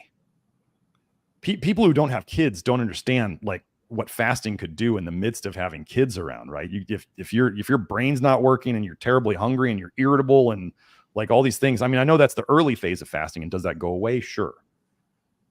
But having a family and having everybody, living by yourself and not having food cooked around you is a heck of a lot easier than having a family around and having food cooked in front of you while you can't eat it. It's so different. So we just don't tend to, I'm not against all fasting. It's just, we don't tend to, it's not something I advocate. Because a lot of the people that come to me, I get like the most sensitive and the most broken people. Fasting is a stressor. So you're taking these people who are suffering and then saying, put yourself under more stress. Yeah. This is why a lot of these young influencers break themselves, because they're like, oh, I'm going to do fasting and I'm going to do ice cold plunges and I'm going to do way too much lifting and way too much cardio. And they throw in every single stress, and maybe they look and feel amazing for a while until it all hits the fan. And then they can't figure out what they did, and they're just broken. They're out of the picture. And then they're trying all these weird diets to try to fix themselves. And I go, you could have just not broken yourself. Yeah, exactly. Start from the beginning. So, well, I have another question about, I've heard you talk about bifidobacteria and probiotics. What about fermented foods? That's part of the whole traditional, foods tradition. And I know they're different. Like you're going to be making lactobacilli primarily in ferments, as I understand it. So what's your take on that? I've kind of lived by I feel like the ferments, maybe it's exactly what you're saying. At a time, they took my health from here to here. When I believed in an immune system, it was like all of a sudden I could withstand the cold and I could, that kind of thing. But it's normalized and even out now where I'm not seeing too much. Now it's like, oh, well, I should have this. I should take it. Apple cider vinegar. There's like two whole big sides of that. Right. So what's your take on fermented foods? Well, so first, I mean, what is SIBO? SIBO is small intestinal bacterial overgrowth, right? So there's an overgrowth of bacteria in a place where it's not supposed to be overgrown and of the wrong types. So we have to think about it's a term I use. It's the Goldilocks rule, right? We don't want things too hot. We don't want things too cold. We want it just right. We don't want too much bacteria. We don't want not enough bacteria. We want it just right. So the Goldilocks idea is it should permeate through everything somebody's doing. If somebody out there in the health field is just saying more and more and more of this, or like fasting, less and less and less and less of this, they're heading probably for a fall. The thing about fermented cultured foods, if you want to call them that, fermented foods, I was into the body ecology diet for a year or two, which is all about fermented foods and all of that stuff. One of the things I really appreciated about her approach was she took multiple paradigms and intertwined them together. She was going into the pH and going into the fermented foods and going into these other, there's like 7 topics, I think, that she kind of intertwined. And I actually, that was a big step in my evolution, was going through that. Now, I did it all. I was taking probiotics. I was making cultured foods. I was doing kombucha. I was doing all this stuff. And I eventually quit because I was like, I'm doing all this work and I'm not really getting better. And I've, got this swollen gut from probably too much fermented stuff. And one of the things we want to realize, as it's been said in things I've read, is that let's say one forkful of sauerkraut, right? Real sauerkraut. One forkful of it has as many bacteria in it as 20 pills of probiotics. Is anybody out there taking 20 pills of probiotics a day? No. So if somebody goes and they eat a bowl of sauerkraut, are we just dropping like a nuclear bomb of probiotics down in their gut? Is that probably more than they need? Yeah, it's probably way more than they need. And just like you were talking about the one egg and the glass of milk, right? It's like cultured foods, like in Japan, when they're eating kimchi or natto or whatever, it's like a little side dish. It's a little thing on the side. It's never like the whole plate. So we here in America, we screw up everything, right? We go, if a little's good, more is better. Let's just fill our cake hole with this magical health food and it'll make everything go away. And then it's overdone.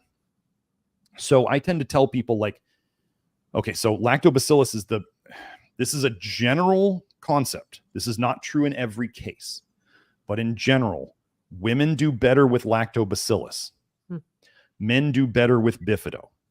This is just a general thing. It's become so obvious in my work that I'm going back to starting the different sexes I'm not having them try to figure out which one they need anymore. I'm starting them women lactobacillus, men bifido. I'm just now, as I said, this is a general pattern. It doesn't fit every single thing every time. I can't stand when people use like Naxalt arguments or survivorship bias. They're like, well, this person did this thing that you say is stupid, and they did tons of it. And I'm like, survivorship bias, just because one person did something does not mean that's good for everybody else, right? So just because I say there's a general pattern of bifido that men do better on, it doesn't mean that a woman can't do bifido and benefit from it. It's just that this is the best place to start. Like if a woman's on a high fat diet and she comes to me and she's like, I don't feel good. I'm like, women don't do well generally on high fat. Like women don't do well with fasting. Women don't do well with high fat. But what are all the male influencers trying to push on everybody? They're like fasting and high fat. And I'm like, and then you hear the women in the comments going, I don't feel, I'm not doing so hot. And you go, yeah, that's because they want everybody to be the same, because if you have to do 2 recipes, that's twice as much work. And then they have to justify why the sexes are different. I'm not going to justify why they're different. I'm just going to say they're different and they function different. So if somebody wants to do cultured foods, generally what I've seen is women do better with cultured foods than men do. Okay, that's mostly lactobacillus. So I tell them, if you feel good on it, do it. Like I tell them probiotics. Okay. In general, like this is the craziest thing. And I'm sure you've seen this. You go to Amazon and you look at various probiotic products and you look at the reviews of the probiotics products. There will be people on the same product who some will say, this product is the most amazing thing. It fixed my IBS. It fixed everything, like 1 dose, and it was all better. And I take it every day. Okay. And then you'll see the bad reviews, and there will be people like, this gave me SIBO. This ruined my gut forever. And so we start going, well, what happened? Well, they put the wrong probiotic in. And the ones who had the bad effect, they probably did not listen to the signs they were getting from their body that they were not doing well. And they kept taking it because they thought probiotics are good for me. Mm-hmm. And then they just made the problem worse. So what do I tell people about probiotics? If you try one and you feel good, great. You can keep taking it. At some point, you might want to try not taking it to see if it's done its work and you can stop. Kind of like you're saying, the cultured foods aren't really doing much for you anymore. It's more culinary now. Yeah. And maybe you don't need them so much anymore. Maybe because the idea is like a garden in your gut. Like the idea is that these bacteria should propagate like plants, like they're dropping seeds. They're having little bacteria kitties that can then grow up and then have their own kids. And so it's supposed to be like a self-propagating thing. Cavemen didn't have to continually put probiotics in their guts. And cavemen also were not probably, I mean, whatever you want to say about cavemen, whatever. I don't want to get into that debate, but we have people trying to recolonize their gut because they often take things, or whether they know it or not, that are killing things down there. One of the ideas that why so many people have oxalate problems these days is because one of the first bacteria that is killed by antibiotics is one called oxalobacter that digests oxalates, breaks down oxalates. Okay, good. And we can't get that back from our diet. So you're born with it, and then if you obliterate it with antibiotics, it's gone, and now a part of your oxalate detox mechanism is now gone. So you can build up oxalates more. So right. So what I tell people with the probiotics, first of all, I don't generally like the mixed probiotics where you've got lactobacillus and you got bifido and you got they're just like kitchen sink. I don't like kitchen sink products because if any one of the things in that supplement is not good for you, then that makes the balance of the supplement probably not good for you. So the more things you have in it, the more likely it is you're going to have something in it that's not good for you. People try a bifido product and they feel good on it. Go ahead. If you try another probiotic product and you do not feel good on it, or if somebody in the past was like, doc, I used to make sauerkraut, I made kombucha, I made kefir, I never felt good on it. Stop. Mm-hmm. Like, do not continue down that road just because somebody on the internet said so. One of the things I like that we use is the organic sun fiber, because it's been shown in the research to both feed lactobacillus and bifido. And so it helps with diarrhea, helps with constipation, helps with these various patterns of digestive issues. And what do I tell people? And people say, how much do I take? Well, the label says a scoop, but I have a whole website saying start slow and go up slow. And if you don't feel good at some dose, then go back and cut it down to find the dose that works for you. That's where we want to feed the stuff that's good without overfeeding the stuff that's bad. So then you get more of what you just get. All we know is symptoms. Like, unless people wanted to run tests on themselves every day, all we can go by is symptoms. The trickiest thing is when people think that just because they feel good on something, that it's good for them. And I have a joke about that. It's crackheads love crack. That doesn't mean it's good for them. Like, everybody loves sugar. That does not mean it's good for you. So the feeling good thing, we have to evaluate it. What is this thing? And is it good for you? Is it possibly just giving you a high? Versus if something makes you feel bad every time you take it, that is something that either is bad for you, or you need like, if it was, let's say I'm giving somebody zinc. If it's something we know that is probably good for them and that their lab tests say they need, but they don't feel good when they take it. Could be that type. Could be some brand that puts a bunch of crap in it that fillers and excipients and binders and stuff that they don't need. Could be that they're just not ready for that dose yet and they can't take it yet. So they just need to not do it yet, and then they can try it again later. So this is all the stuff I talk about in the Love Your Liver program. I'm trying to give, you want to say empower people to listen to their body's feedback. I give them the framework to stay generally within, and then they experiment with the different things inside of it to find what works best for them, because only they can figure that out. And then we do the lab testing to help guide them, especially to help people not, let's say, underdo their supplements because they just say, well, this is the dose that's in this pill and that's what I take. And then we see test after test and they're not getting to where we want, or to not overdo it over time so that then they take too much over time and then they have too much, and then we can just adjust their dose down so we can find the right dose for them long term. So yeah, but the cultured foods, I just don't, one of the things I don't like is when people just assume that cultured foods are good for them and necessary. If they don't feel good, either try a different one, or maybe you don't need it. Right. Right. And then every food is different, starting out with, say, the purple cabbage and the green cabbage. You got way more vitamin A going on in the purple cabbage and phenols and that kind of thing, right? Yeah. Well, but there is, let me tell you, let me just go into the science of detox real quick so there are certain bacteria that contain ADH and ALDH, some of your really important detox pathways. So these bacteria have to detox themselves of these things. Okay. So if you put them in your gut, there's actually a genetically modified probiotic out there called Z-biotics. It is a GMO bacteria that has extremely high ALDH capacity in it. And people are told to take it's made so that people can take it when they drink, so that they can process the acetaldehyde faster so that they don't have a hangover. I mean, first of all, we have to think of the logic of this. They know they're taking a toxin, and they have to take something to counteract the toxin. So they are choosing to take something they know is a toxin.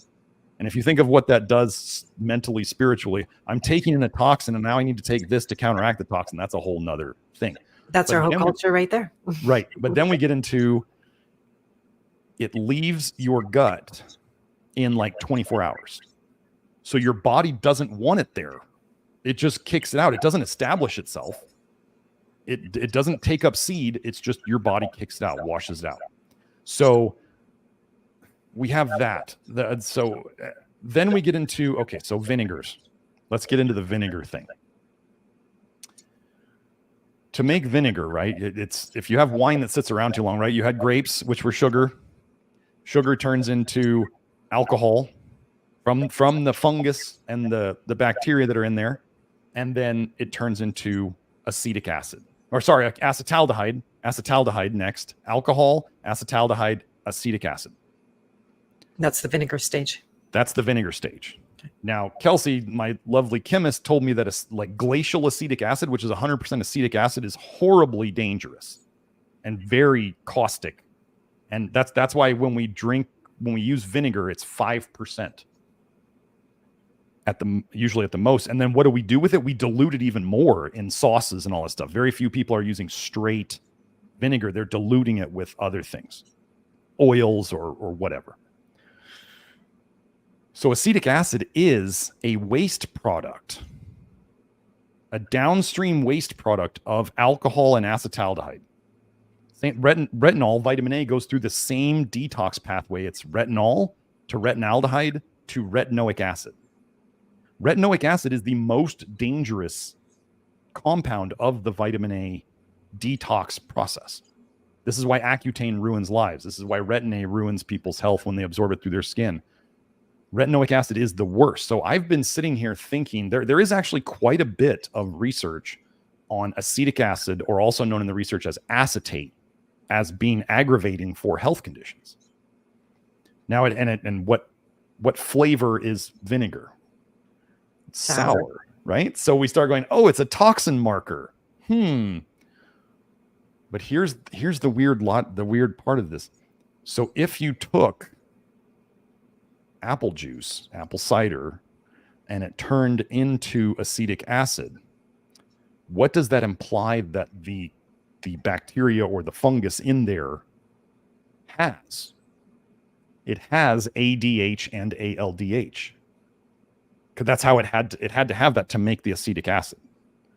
So could it potentially add some bacteria to your system that could increase detox? Sure. Are you taking in the waste product to get that? Yes. There you go. So it becomes like, do you feel better on it, or does it not do much for you? I have actually, and I think multiple people on the Love Your Liver program, what we find is the longer people do this work, the more they start intuitively avoiding things that are toxic, just like children do. And one of the things a lot of people move away from over time is vinegar. Mm-hmm. Yeah, I see myself doing it already. I was really high speed on the vinegar, and then it's just like, And you know what I noticed also is that apple cider vinegar is almost an instant cure for nausea, which I don't often have anymore. And then, of course, why does it that cure? Because it's shut down your right. Well, yeah. So I mean, acetic acid. So retinoic. This is what I can't find research on that I wish I could. But it's known in the research that retinoic acid inhibits ALDH. It's a protective mechanism by the body because the body knows that retinoic acid is the worst thing. So if it starts reading that the retinoic acid levels are going too high, it shuts down the enzyme that makes it. So you'll build up more retinaldehyde instead. Okay. Is the same thing true of acetic acid? I mean, if we know that, like, wine can get up to a certain alcohol percent before the alcohol itself inhibits the bacteria that does the work, does acetic acid in apple cider vinegar start at some point inhibiting itself from being made so it doesn't all turn into acetic acid? And does that do the same thing in the body? It's just, like I said, like you're noticing over time, as people get less toxic, they want fewer toxic things coming in. And we see this vinegar thing. Like I used to be a mustard nut. Like I was, even on the program, mustard's yellow, big vitamin A color. I just told people, I'm like, I'm not giving up my mustard. Like I was just honest with people. I'm like, I'll keep it. You can keep some things. Like you don't have to be perfect. But if you're going to keep some things that are not productive, you got to decide how much of them you're going to do and is it worth it and whatever. And I was just like, I eat mustard like once a week, twice a week. I'm not getting rid of it. And then all of a sudden one day I was just like, I don't think I need to put mustard on these burger patties anymore. And I just stopped. And it wasn't that I purposely went, I'm going to try to avoid mustard. Mm-hmm. I just went, I don't really want it anymore. And I think it's probably better if I don't. There you go. So I didn't. But yeah, so back to apple cider vinegar.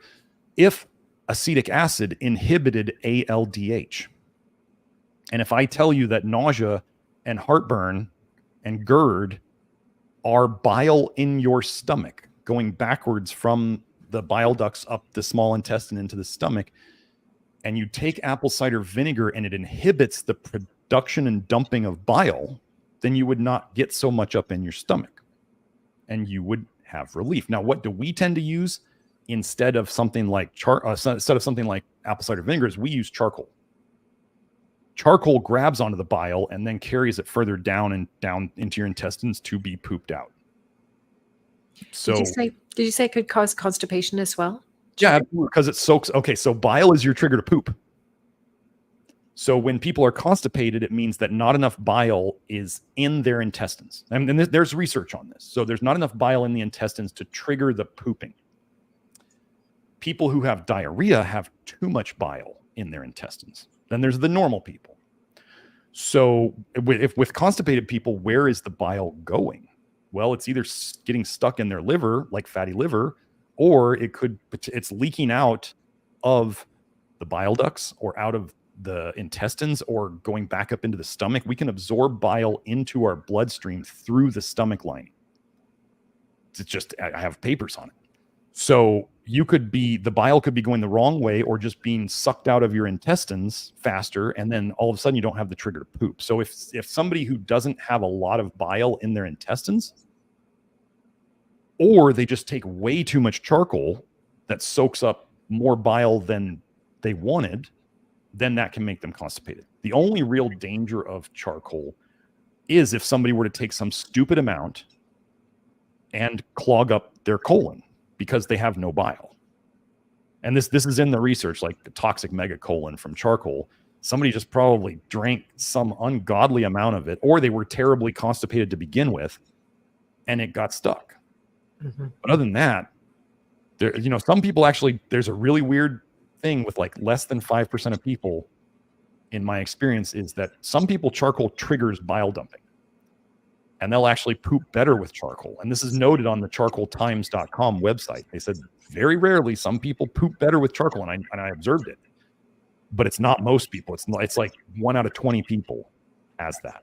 So some people actually feel worse on charcoal because they dump more bile than the charcoal can soak up. So this is why, again, even if I didn't have that mechanism, even if I didn't have that theoretical mechanism of what's going on, if I had 19 people who told me if I take too much charcoal, I don't poop as well, then I'd say, don't take so much. And then I have the 1 in 20 people sometimes who say, oh my gosh, doc, I feel better on charcoal and I poop better on charcoal. Take more if you want. Go ahead. It's working. So the nice thing is with the, this is my complicated treatment algorithm. It's called doc, it hurts when I do this. Well, then don't do that. And so if we just go avoid the things that cause you suffering, at least in your diet and detox stuff, then, things will generally move in the right direction. It means you're not pushing too hard. So. Very good. Very good. Are you a fan of bone broth? And something I noticed since I had been fasting and I had recovered and trying to eat bone broth, thinking that was really, really good for me, I get nauseous every time. So I am generally not a fan of bone broth. I personally know. So you're saying you get nauseous every time? I have been. Yeah, I'm going to test it again. So you're having bile go backwards up into your stomach. Okay. Well, what if I told you that when I drink too much bone broth, this has happened multiple times in my history, I get loose bowels. You have too much bile in your stomach. I have too much bile in my intestines. Okay. It's for whatever reason, it's dumping that. Now, bone broth is high in histamine. Any kind of meat that has been like long cooked or is old starts making more histamine. Histamine turns into aldehydes. It breaks, all of your neurotransmitters break down into aldehydes. Histamine breaks down into aldehydes. Dopamine breaks down into aldehydes. So aldehyde dehydrogenase is really, really, really important in cleaning these things out. And there was one paper, which I think might have been a bit of a smear paper, but the thing we must know about bone broth, it's the histamine is off the charts. It just is. Then people and cows store lead in their bones. Calcium and lead can displace each other. So if you got more lead coming in, it will kick calcium out, or it'll wait for a space to open up, kind of like a parking space. Somebody pulls out of the space and then the lead just moves in. Okay. Would bone broth extract lead from bones? Yeah. Same process as you want to extract calcium. And then people make it more acidic to suck out more minerals, right? They add vinegar or whatever to suck out more minerals. I avoided that this time. My body just was not going to pour the vinegar in there. Yeah. Right. Yeah. So personally, I have not seen, I see all these people claim that bone broth does all these wondrous things, and gelatin does all these wondrous things, and collagen does all these wondrous things. And I just actually had a recent experience. I won't go into the symptoms, but I started taking collagen for a week, and I had symptoms from it that I very much noticed. And after a week, I went, this is the detective work that we do. What did I change? Did I change something about a week ago? And I realized that I added collagen. And I was like, then I do some biofeedback. Some people might call it's like similar to muscle testing, but I use it to confirm things when it comes up for me, because I can use my brain, but I can also use this to help confirm it. And it was absolutely the collagen. I took it out. Symptom went away within a day or two. So I'm not a fan of these things. Mm-hmm. Good to know. That's awesome. So we've been here quite a while. Thank you so much for all of your time. I do have more questions. Things like just like here's something that I have interviewed George Wiseman a number of times, and he creates a Brown's gas machine and says that we severely lack in hydrogen. Right. Have you ever come across that or given it some thought? Well, okay. So we've been so antioxidants, which is what they're saying molecular hydrogen is, right? Brown's gas is a form of molecular hydrogen. Right. They say it is one of the most powerful antioxidants out there. Okay. So what if I were to tell you that the majority of your detox system is oxidative? And that one of the reasons people's health is getting so bad is because they got into the antioxidant theory of health, and they took in so many external antioxidants, and it slowed down their detox system. Now, what if I were to tell you that these words are very important? Aldehyde dehydrogenase, an enzyme that removes hydrogens.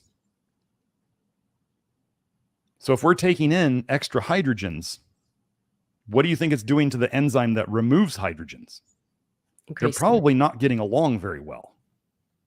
So can we, okay, kind of like we talked earlier enough, can you take in something to shut down ALDH enough that you see improvements short term? Yes. I tried molecular hydrogen in practice. Some people would be like, yeah, I feel better on it. Most people are like, Did you ever try it? Brown's gas, yes. Did you feel better for a while or at all, or no? I did get some feeling better at the beginning. I was able to, a few spots I could remove with the application of it. And then, yeah, it came to a point where, like, actually when I got really sick with my gut, I was on the Brown's gas hydrogen. Now, I wasn't blaming it that it was the cause, but my instinct was to stop using it at that time. Okay. Well, see, I think you've had a lot of good instincts over time.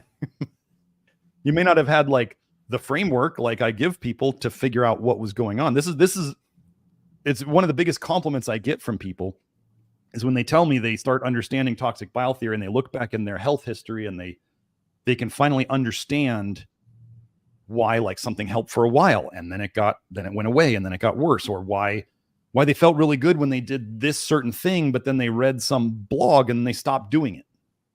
Like what is this superfood site? There's some superfood site that tried to write a smear article on activated charcoal. They're like, oh, it has this one little thing in it. And then they're trying to scare people away from it. I'm like, this is the dumbest thing I've ever seen. Like, you can't find any disease. They gave charcoal. There was a study where in Russia where they gave charcoal to mice.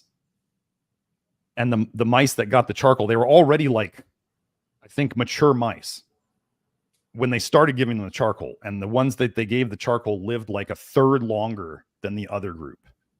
And I'm like, this, real world experience trumps whatever these mental masturbation theories are by people on websites. So we with the molecular hydrogen is, well, so it was funny because I have this one free ebook that's out there where on one hand the guy is talking about chlorine dioxide and how it's an oxidizer, and in the other half of the book he recommends taking molecular hydrogen. And I'm like, this is and he'd say, but you don't take them at the same time. And I'm like, this is like saying we push on the gas on one side and then we switch to the brake, and this is how we drive. We just keep switching. And I'm going, no, this is not it. The fact that there are so many studies on molecular hydrogen where they're trying to say it's good is like all the studies where they tried to come out with antioxidant studies and say that they're good. And then we look at the world today and we go, this did not work. And my experience with molecular hydrogen was that maybe there was a little benefit for a short period of time, but it faded away. And maybe some people felt worse on it. Most people felt nothing. So then we go, that's kind of a big giveaway from me, is where like some people feel worse on it. Some people feel better on it for a while, but most people feel nothing. That's usually a sign that it's not something we're going to use for a long period of time. So right on. Good. I appreciate that. So thank you everyone in the chat that's been entertaining all my questions. And I know you guys have had some as well. So if you had just a little bit more time, maybe we could go through some of these that are in the chat if we haven't covered them already. I'll try to be quick. Okay, no worries. Dagmar was asking, how do people get high from the liver? Oh, many toxins are stimulants, right? I mean, that's what a lot of recreational drugs are, right? They're very stimulating and they're very toxic. So copper, well, I mean, like I mentioned, I've shown the research before where these are older studies, but they showed that beta carotene was as addictive as cigarettes. Cigarettes are a stimulant, right? I mean, stimulants are the most addicting things because they make everything just run faster and that just feels nice. So we have the addiction of, I mean, there was even a study on a kid who was poisoned with vitamin A by his mother, cod liver oil, butter, carrots. This was like, I think the 1930s. And the doctor figured it out. And they took the kid off of this stuff. And the kid went and they caught the kid like sneaking carrots. This is like a 3-year-old. Kid was like sneaking carrots and butter to eat them because he was addicted to it. So copper, on the other hand, is extremely stimulating. A lot of times if people have buzzing or tingling in their system in various parts, that's a copper toxicity symptom. When I was really in the midst of detox, I mean, and what happens to people when they're copper toxic? Oftentimes they try to go to sleep and they can't sleep. They're sitting there just laying there wide awake and their brain won't shut off and things are just running and they're like, it's time for me to go to sleep. Why am I not tired? Why do I rev up at this time? Well, it's probably related to a bile dump, their dinner, something, or maybe they're just getting stressed, but it's copper toxicity, classic copper toxicity symptom. So that's where the high from eating liver comes from. It could be B12 too. B12, when people need B12, they feel it right away. This is the big thing with B12. Like if you're going and taking mega doses of B12 every day just because you think you should and you never feel anything from it, you don't need it. That's not the answer. But the big things I would say, the vitamin A and the copper, and this is why those same people who get the high from it will argue to death that liver is good for you because that's their high. And then eventually they crash just like any other drug-like effect. And then they become more and more toxic. And just like coffee, the longer you take the coffee, the less the boost is. And then eventually you get more tired than you began. So this is why so many people have tried the liver fad, which keeps coming back, just like the parasite fad that keeps coming back. And then they eventually crash and burn. And then hopefully they find my work and they realize that it was never good for them to begin with. Very good. So. Yeah, I had a natural aversion to that one. So well, most of us do. It tastes terrible. Yeah. Compared to organ meat, it's so delectable. Not organ meat. I meant muscle meat. Pardon me. Yeah, exactly. So I'm just looking at another. I got a question here on Telegram.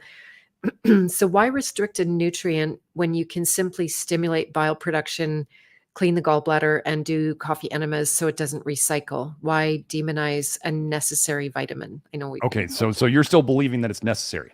right. We have people who have gotten their serum retinol, their blood vitamin A to zero, effectively zero. The labs say it's below detection limits. So, you know, they're saying it's like they want the levels to be above a 20, and these people are like below a 3 or below a 1. It depends on how far the lab goes down. So we have people who are regaining their health, fixing things that they never thought could fix. I just did an episode a couple live streams ago. Multiple people with diagnosed celiac have fixed their celiac. That's a great video, by the way. And I take them off vitamin A. And so you're out there, you know, this person asking this question, they still believe that it's an essential nutrient. Okay, I don't. I fix people daily, and we take them off vitamin A, and we fix conditions that they don't believe can be fixed, because autoimmunity is toxicity. That's all it is. Autoimmunity is it's significant toxicity. Cancer is toxicity. Okay, so we have that. Now, there's another paper where they said that the level of vitamin A of essentially healthy infants, they said they were healthy by all standards, could have 0 vitamin A in the liver, undetectable vitamin A in the liver, and they were still perfectly healthy. So first, the argument in my mind is it's not necessary at all. And these things could not. There was another paper. They tried to prove, they were trying to say that vitamin A deficiency caused kidney stones. That was their whole goal in the paper. And then they found a bunch of low-income people who had technically vitamin A deficiency, and they by their blood, and they looked at them and they could find no symptoms of vitamin A deficiency. So the argument in my mind, and with all the research I've presented, is it's not a vitamin in terms of it is not essential. We do not have to have any of it. If I was wrong,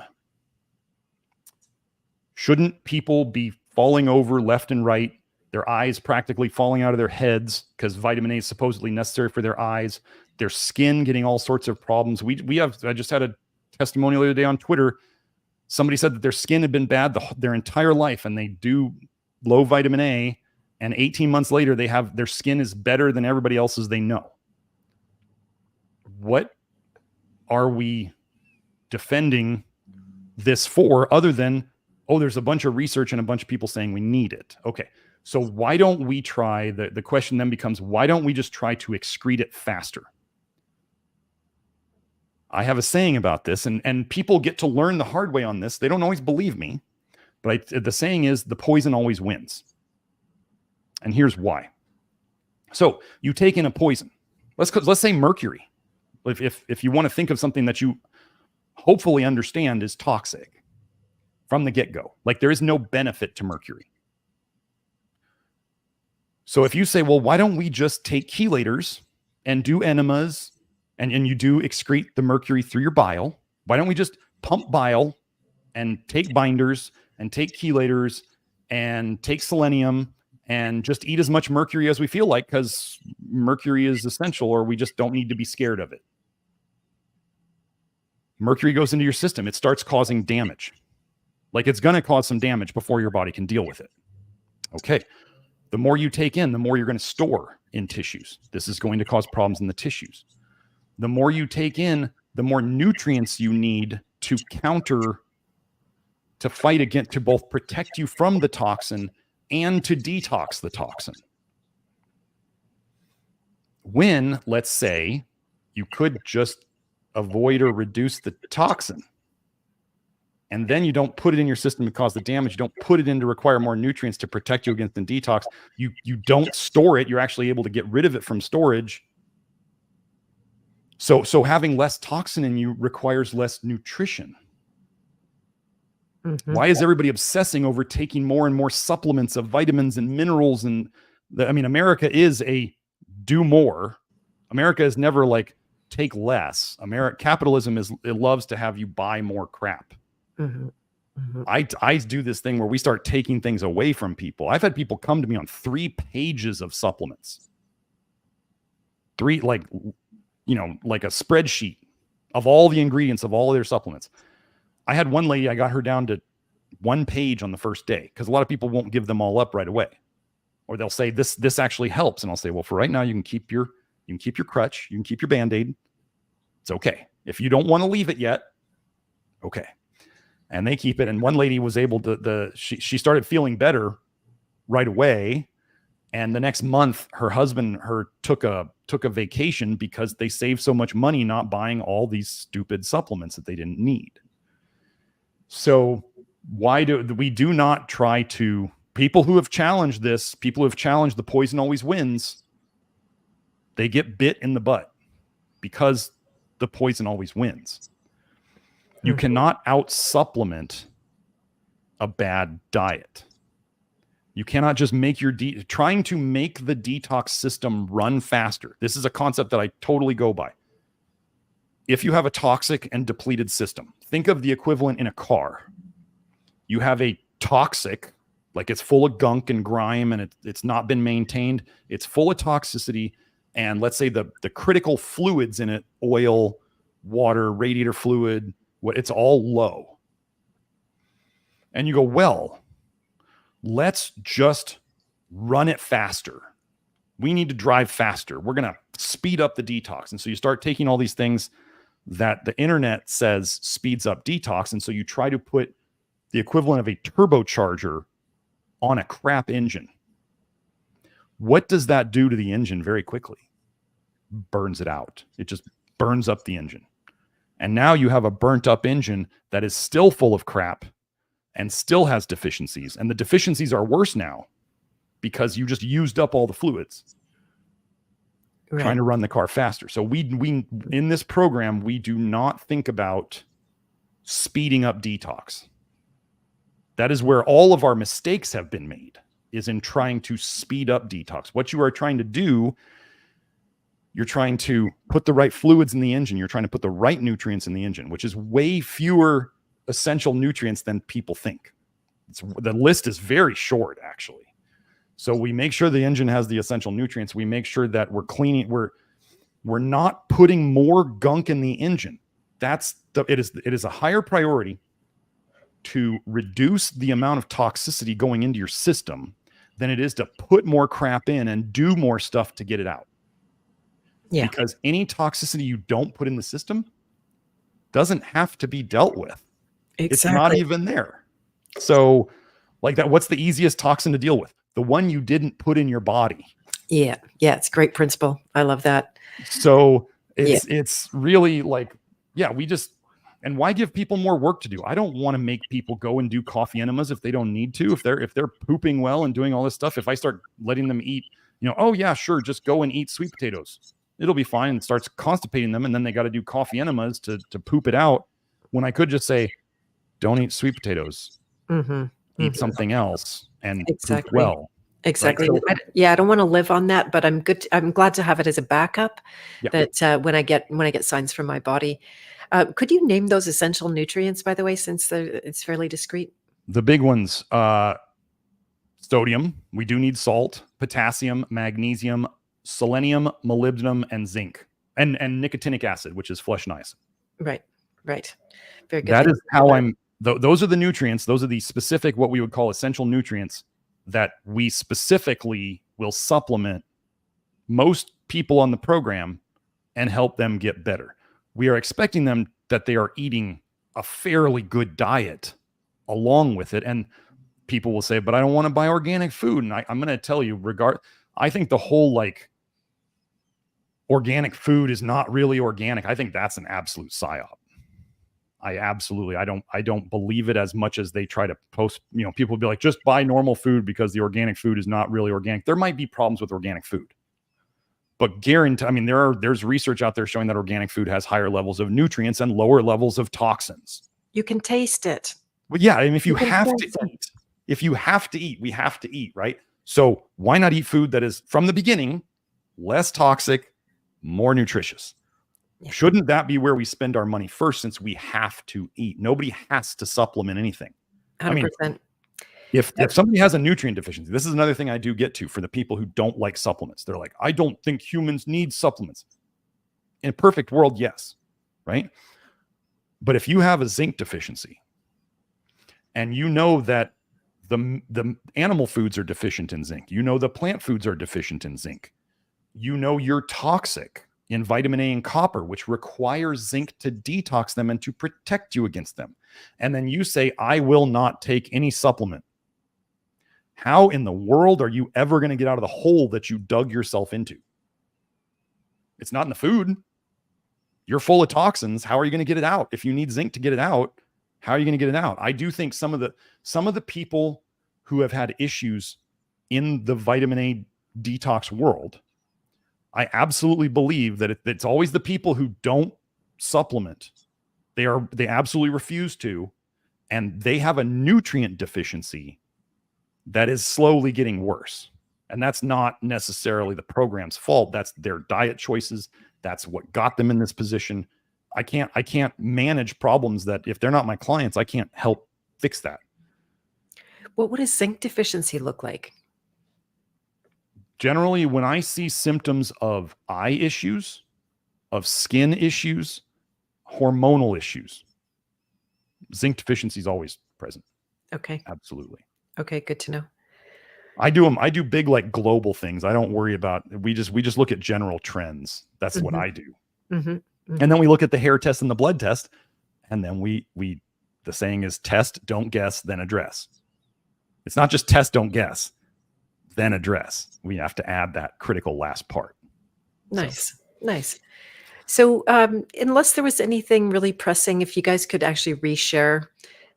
Here's one from Evan. I'll take this as the last question from the chat. And then if you want to share how people work with you. So isn't vitamin A needed for thyroid hormone conversion? Where does thyroid hormone conversion happen? Mostly happens in the liver. Okay. So if we have a liver that's having problems, might it not convert thyroid hormone very well? Next, if we want to go into, if you were to look at the research where you're saying vitamin A is necessary for thyroid hormone conversion, I would bet that nearly all of those studies that you look at are cell studies. They are not in animals or people. Now, I could show you study after study after study showing that vitamin A screws up the thyroid system in all sorts of ways. All sorts of ways. It screws up iodine metabolism too. So we have multiple testimonials, and it's a fairly regular thing that people doing this program, I don't take them off their thyroid hormone. We watch their symptoms. Actually, when I have somebody come to me with hypothyroid and they're on thyroid hormone, I tell them, here's an important thing you're going to have to watch for. At some point, you're on thyroid hormone. Your thyroid is going to start fixing itself and coming back online. Then you're medicated. Your thyroid hormone starts coming back online. You are then going to be over-medicated. And I ask them, have you ever taken too much thyroid hormone, or do you know what the symptoms of hyperthyroidism are? And oftentimes, like with a lot of ladies especially, they're like, oh yeah, I've taken too much thyroid hormone before. The doctor gave me too big a dose or whatever. And they're like, it's diarrhea, or I feel like short of breath and I feel anxious and my brain's just running, but I'm tired. Yeah. So it's like, I always have them. Actually, I tell the women who don't know it, I say, go look up hyperthyroid symptoms and familiarize yourself with them. Maybe even print out the page to keep around for when your thyroid comes back online. And if they're working with me directly, they'll come to office hours, I call it, which is one of the things I do differently is I give people 6 months of support when they do the hair testing and the blood testing with me. We give them 6 months of support with small group, Zoom meetings, so they can come in and ask questions, so we can help them. And then they come in and they go, I think I need to cut down my thyroid hormone because I'm getting these symptoms. And so we help them with, general ideas of how to do it. Cause their doctor put them on the med. We're not adjusting their med. They are adults and they can change their medications however they choose to. but we regularly get people off thyroid hormone. Fantastic. That's really good. So the simple thing here is we heard, you heard, isn't vitamin A critical for thyroid hormone conversion? And then people will say, well, isn't lots of iodine necessary for the thyroid to run? We get people off thyroid.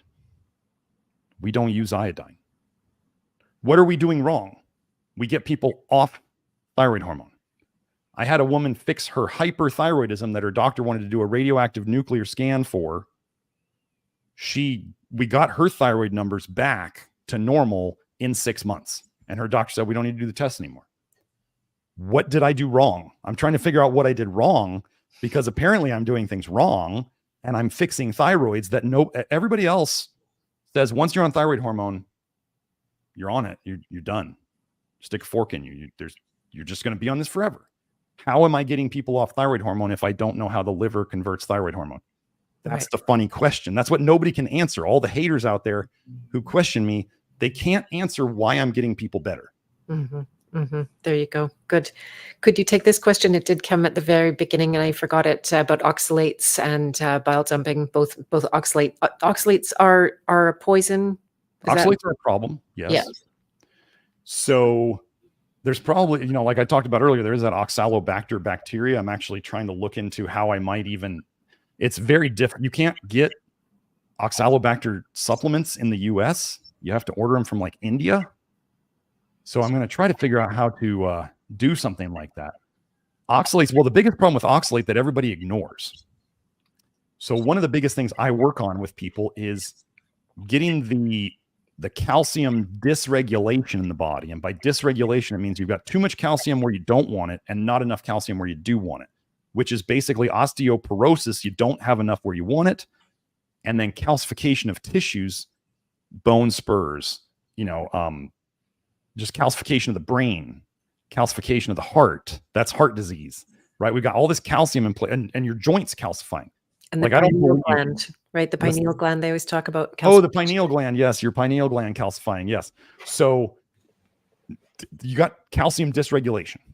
Okay. What increases calcium in the blood that a bunch of people are taking way too much of? Dairy. Vitamin A. Okay. What if somebody overdoses on vitamin A, if they have a mega overdose, what's going to kill them? Hypercalcemia. Okay. If somebody has vitamin D toxicity from supplements, what's going to kill them? Hypercalcemia.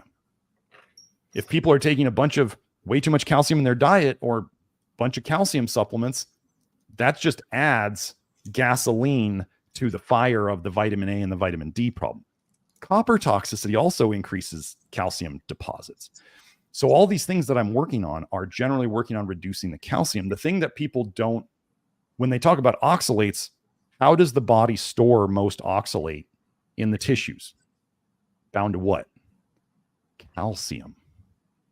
So if we can remove the calcium problem, can the body remove the oxalates better? Yes. There's a certain detox enzyme that's very involved in oxalate processing. Take a wild guess at that detox pathway. 4 letters. It's ALDH. ALDH is involved in oxalates.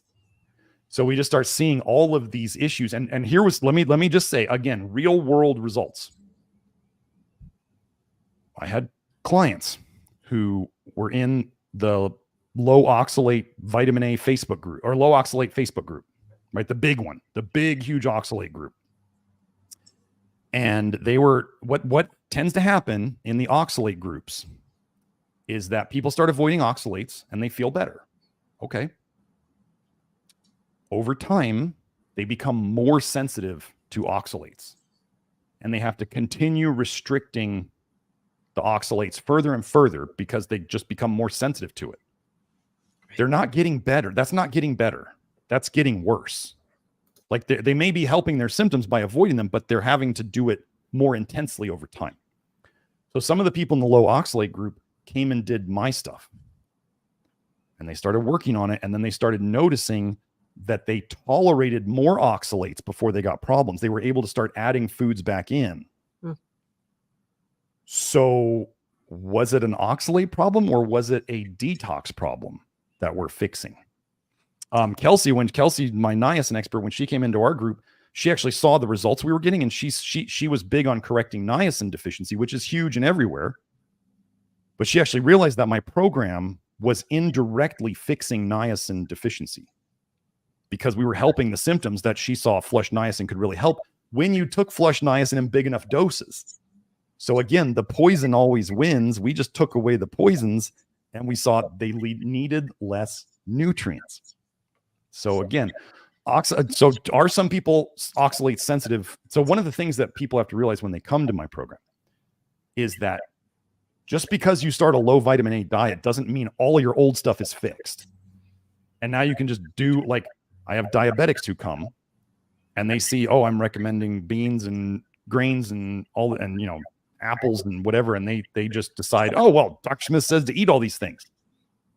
Let me eat a bunch of them. And some of them come back and they go, my blood sugars are going up. And I'm like, maybe you introduced the carbs too much, too fast. Mm-hmm. And maybe we just need to back off for a while we get your system running better. And then you can bring them back in.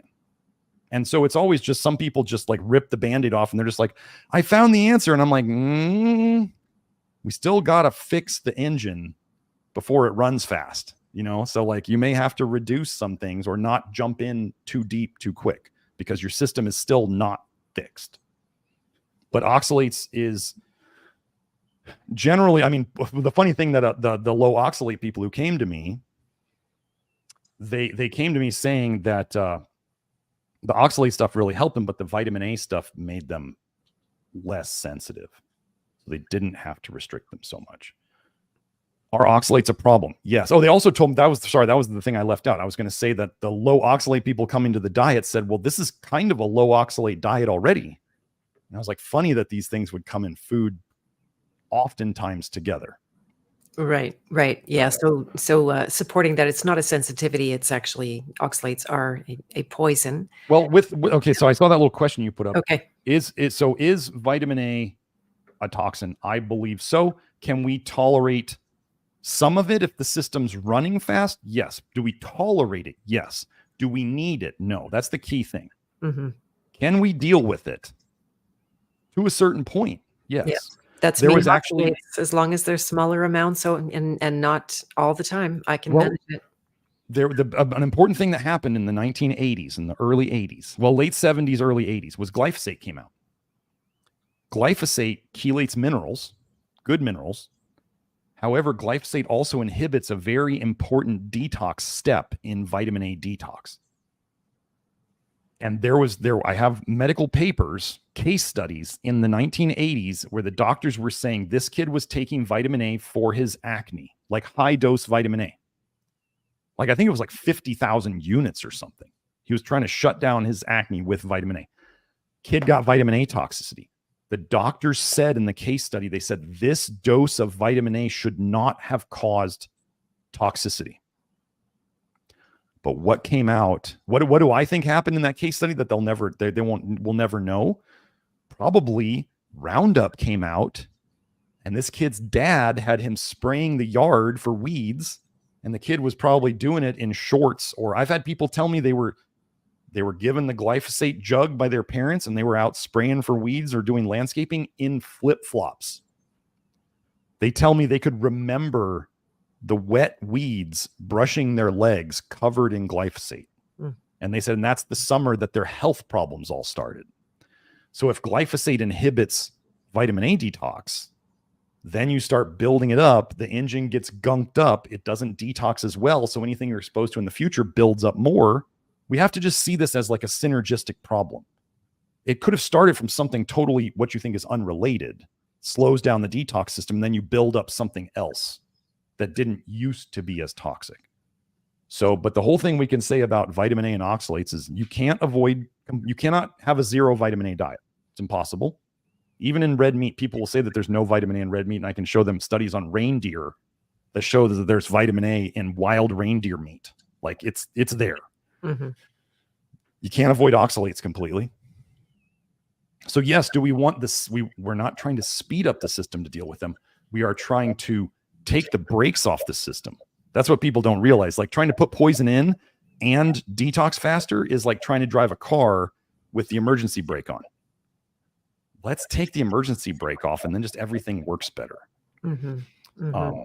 So that's yeah. So oxalates do get better. The issues with oxalates for generally on the people on the program get better, and that I believe that's because we also do a lot of magnesium, topical magnesium. How do we counter calcium problems in the body? Magnesium. There's also a study on dogs which was talking about kidney stones, and they found that the higher the level of vitamin A in the blood of the dogs, the more kidney stones they had, which is often calcium oxalate. So vitamin A and calcium oxalate go together, and we've seen the improvements by decreasing the vitamin A intake, and we see improvements on the oxalate side. So right on. Very good. Thanks for Dagmar saying thank you as well. You're Appreciate the reminder about that. And someone asked about superfoods, but I've heard you talk about that the vast majority of superfoods are not super. Like kale is not a superfood. I knew that. I already knew that. Did you figure that out through experience? I did. Yeah, I used to juice it, and then my body went, no, absolutely not. Don't do that. Don't go there. Generally, some people there's been some people who are trying to badmouth our approaches on social media, saying like we're eating a peasant diet, and Grant called his diet the prison diet. But there's a funny thing throughout history, some of you may be aware of it, where the rich people would get diseases that the poor wouldn't. Like the rich people would get diabetes, the effective same thing as diabetes in the past, and they were eating all these rich foods and probably the brightly colored foods and the stuff that the peasants couldn't get. And we have all sorts of people talking about, this has brought my food bills way down, my health issues are gone. And now we have people who are proud to post, like one guy, Will, posted a picture of his food once, and he's like, I call this slop. And it was, sometimes it can look like that. It's just, some people, the foodies will say, oh, it's so boring. Oh my gosh. Well, you can have your exciting food and have your disease, or you could eat some less exciting food and be well. Good health. We all get to make our choices. Yeah. Good health is pretty exciting stuff. Yeah. So yeah, exactly. Someone just mentioned celery juicing. Is that what do you think of that would be higher speed? It is a low vitamin A, right? Celery is low enough in vitamin A, but again, we're getting into, there's plenty of people out there. I don't know if you've experienced this. I never juiced celery. I was past the whole juicing thing very early on, but a lot of people get really raging diarrhea from celery juice. It's really you'd see stuff on social media about the diarrhea that celery juicing would cause people. Okay. How celery juicing might be helping, I don't remember exactly what the dehydrogenase enzyme was, but celery contains a high amount of, it's not aldehyde dehydrogenase, it's a different dehydrogenase. But that may be in a certain way giving them an external source of a detox enzyme to run certain parts a little faster. But we've never, if celery is one of the okay vegetables, our vegetable list is not long, but celery being light green is one of our more okay vegetables. So if people wanted to do some celery juice, that's fine. If you're getting diarrhea from it, it's obviously too much. And but I'm probably going to eat some celery after this, but I'm going to eat the whole thing. I'm not going to juice it. Okay. I want the fiber. Right. Do you also want the insoluble fiber? Insoluble fiber actually feeds some different bacteria than soluble fiber. Okay, so this is getting into the probiotic stuff that's in the program, but the type of gut that tends towards, so there's two main types of gut dysbiosis. There's putrefactive and there's fermentative. Women tend to be fermentative. Men tend to be putrefactive. So putrefactive types do better with a larger amount of insoluble fiber coming into their gut. They still need soluble, but they do better with more insoluble fiber. Whereas fermentative types do better with more soluble and less insoluble. Okay. I would have thought that was the other way around. Yeah. But when I read about the differences, when I finally read about the scientific differences between insoluble and soluble fiber, it was just, they put some arbitrary, they were like, this is the cutoff in the solubility. And then they decided that these were insoluble and these were soluble. So it's not as cut and dried as we'd like to think. The thing that we just know about soluble fiber, the way to tell things that have lots of soluble fiber in them would be, as an example, beans that you mash up and then you let them cool off and they kind of form that chunk, like they're this wet chunk, like oats. If you cook them and you let them sit, they kind of solidify. Totally. That's like a sign of high soluble fiber. Apples don't do it as much, but apples do have a lot of soluble fiber in them.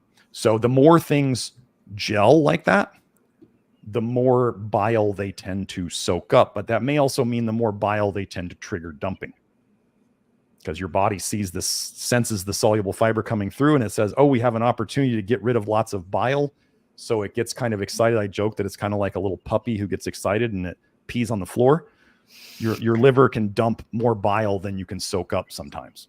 So that's why, again, we have to adjust the soluble fiber to not trigger too much dumping, to trigger an amount that the amount of soluble fiber that they took in can handle. Right.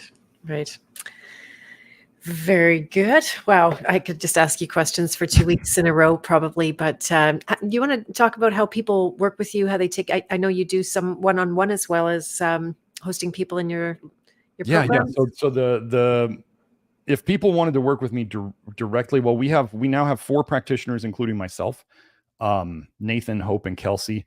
And so what we do is those are all on the website in the consultation tab. What we do is we do a consult where people do their blood work. They do, we help them get the blood work if they need it. We send them the hair test. We get all these back. We schedule a consultation. Consultation's typically about an hour, and we go over the results from the tests.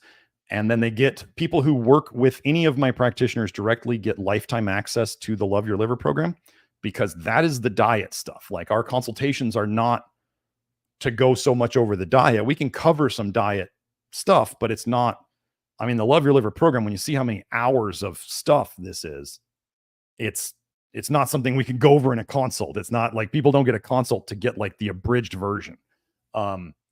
So there's that. And then after they do that, so they've got the Love Your Liver program going, they've got the consultation with the practitioner, and then it turns into, they get 6 months of access to what we call office hours, which is our small group Zoom meetings, to help troubleshoot along the way and to help people.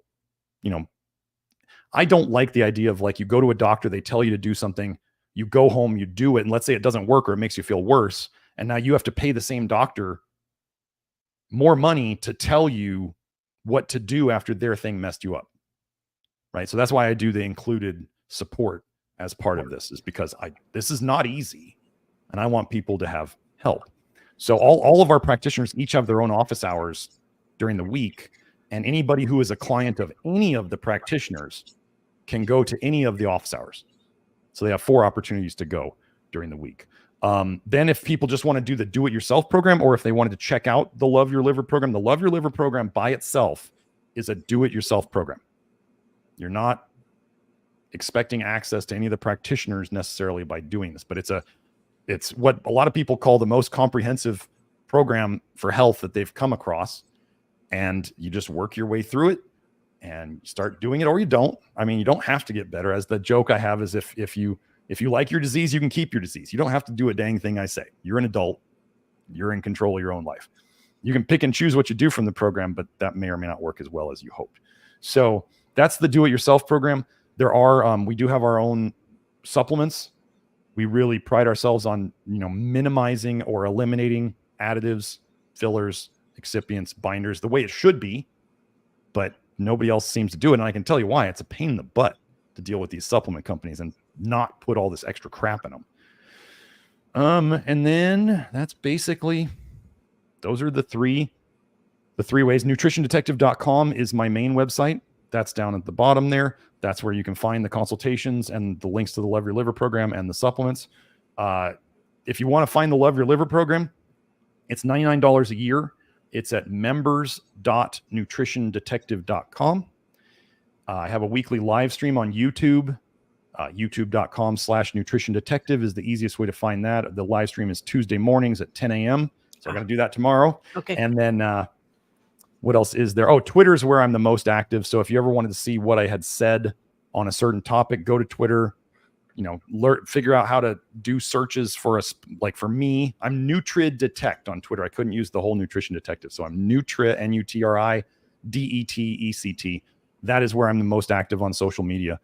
And those are basically the places you can find me.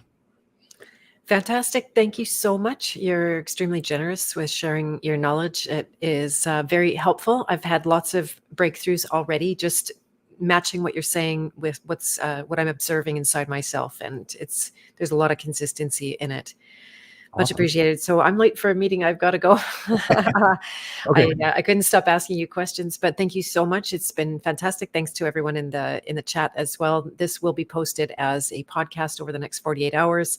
And if you'd like to find out more about my work, you can visit bethmartins.com as well. And in 10 minutes, you can learn where you are on the path of purpose and get a window into the work that I do that also has a very strong influence on the physical. I did heal myself of a stage 4 lymphoma, not to say that I have everything figured out. There's still lots of mystery, but doing the inner work, I would love to, if you're open to it, Garrett, I would love to show it to you just so that you're aware of what can be an extremely fast path through that mental, emotional, spiritual kind of stuff.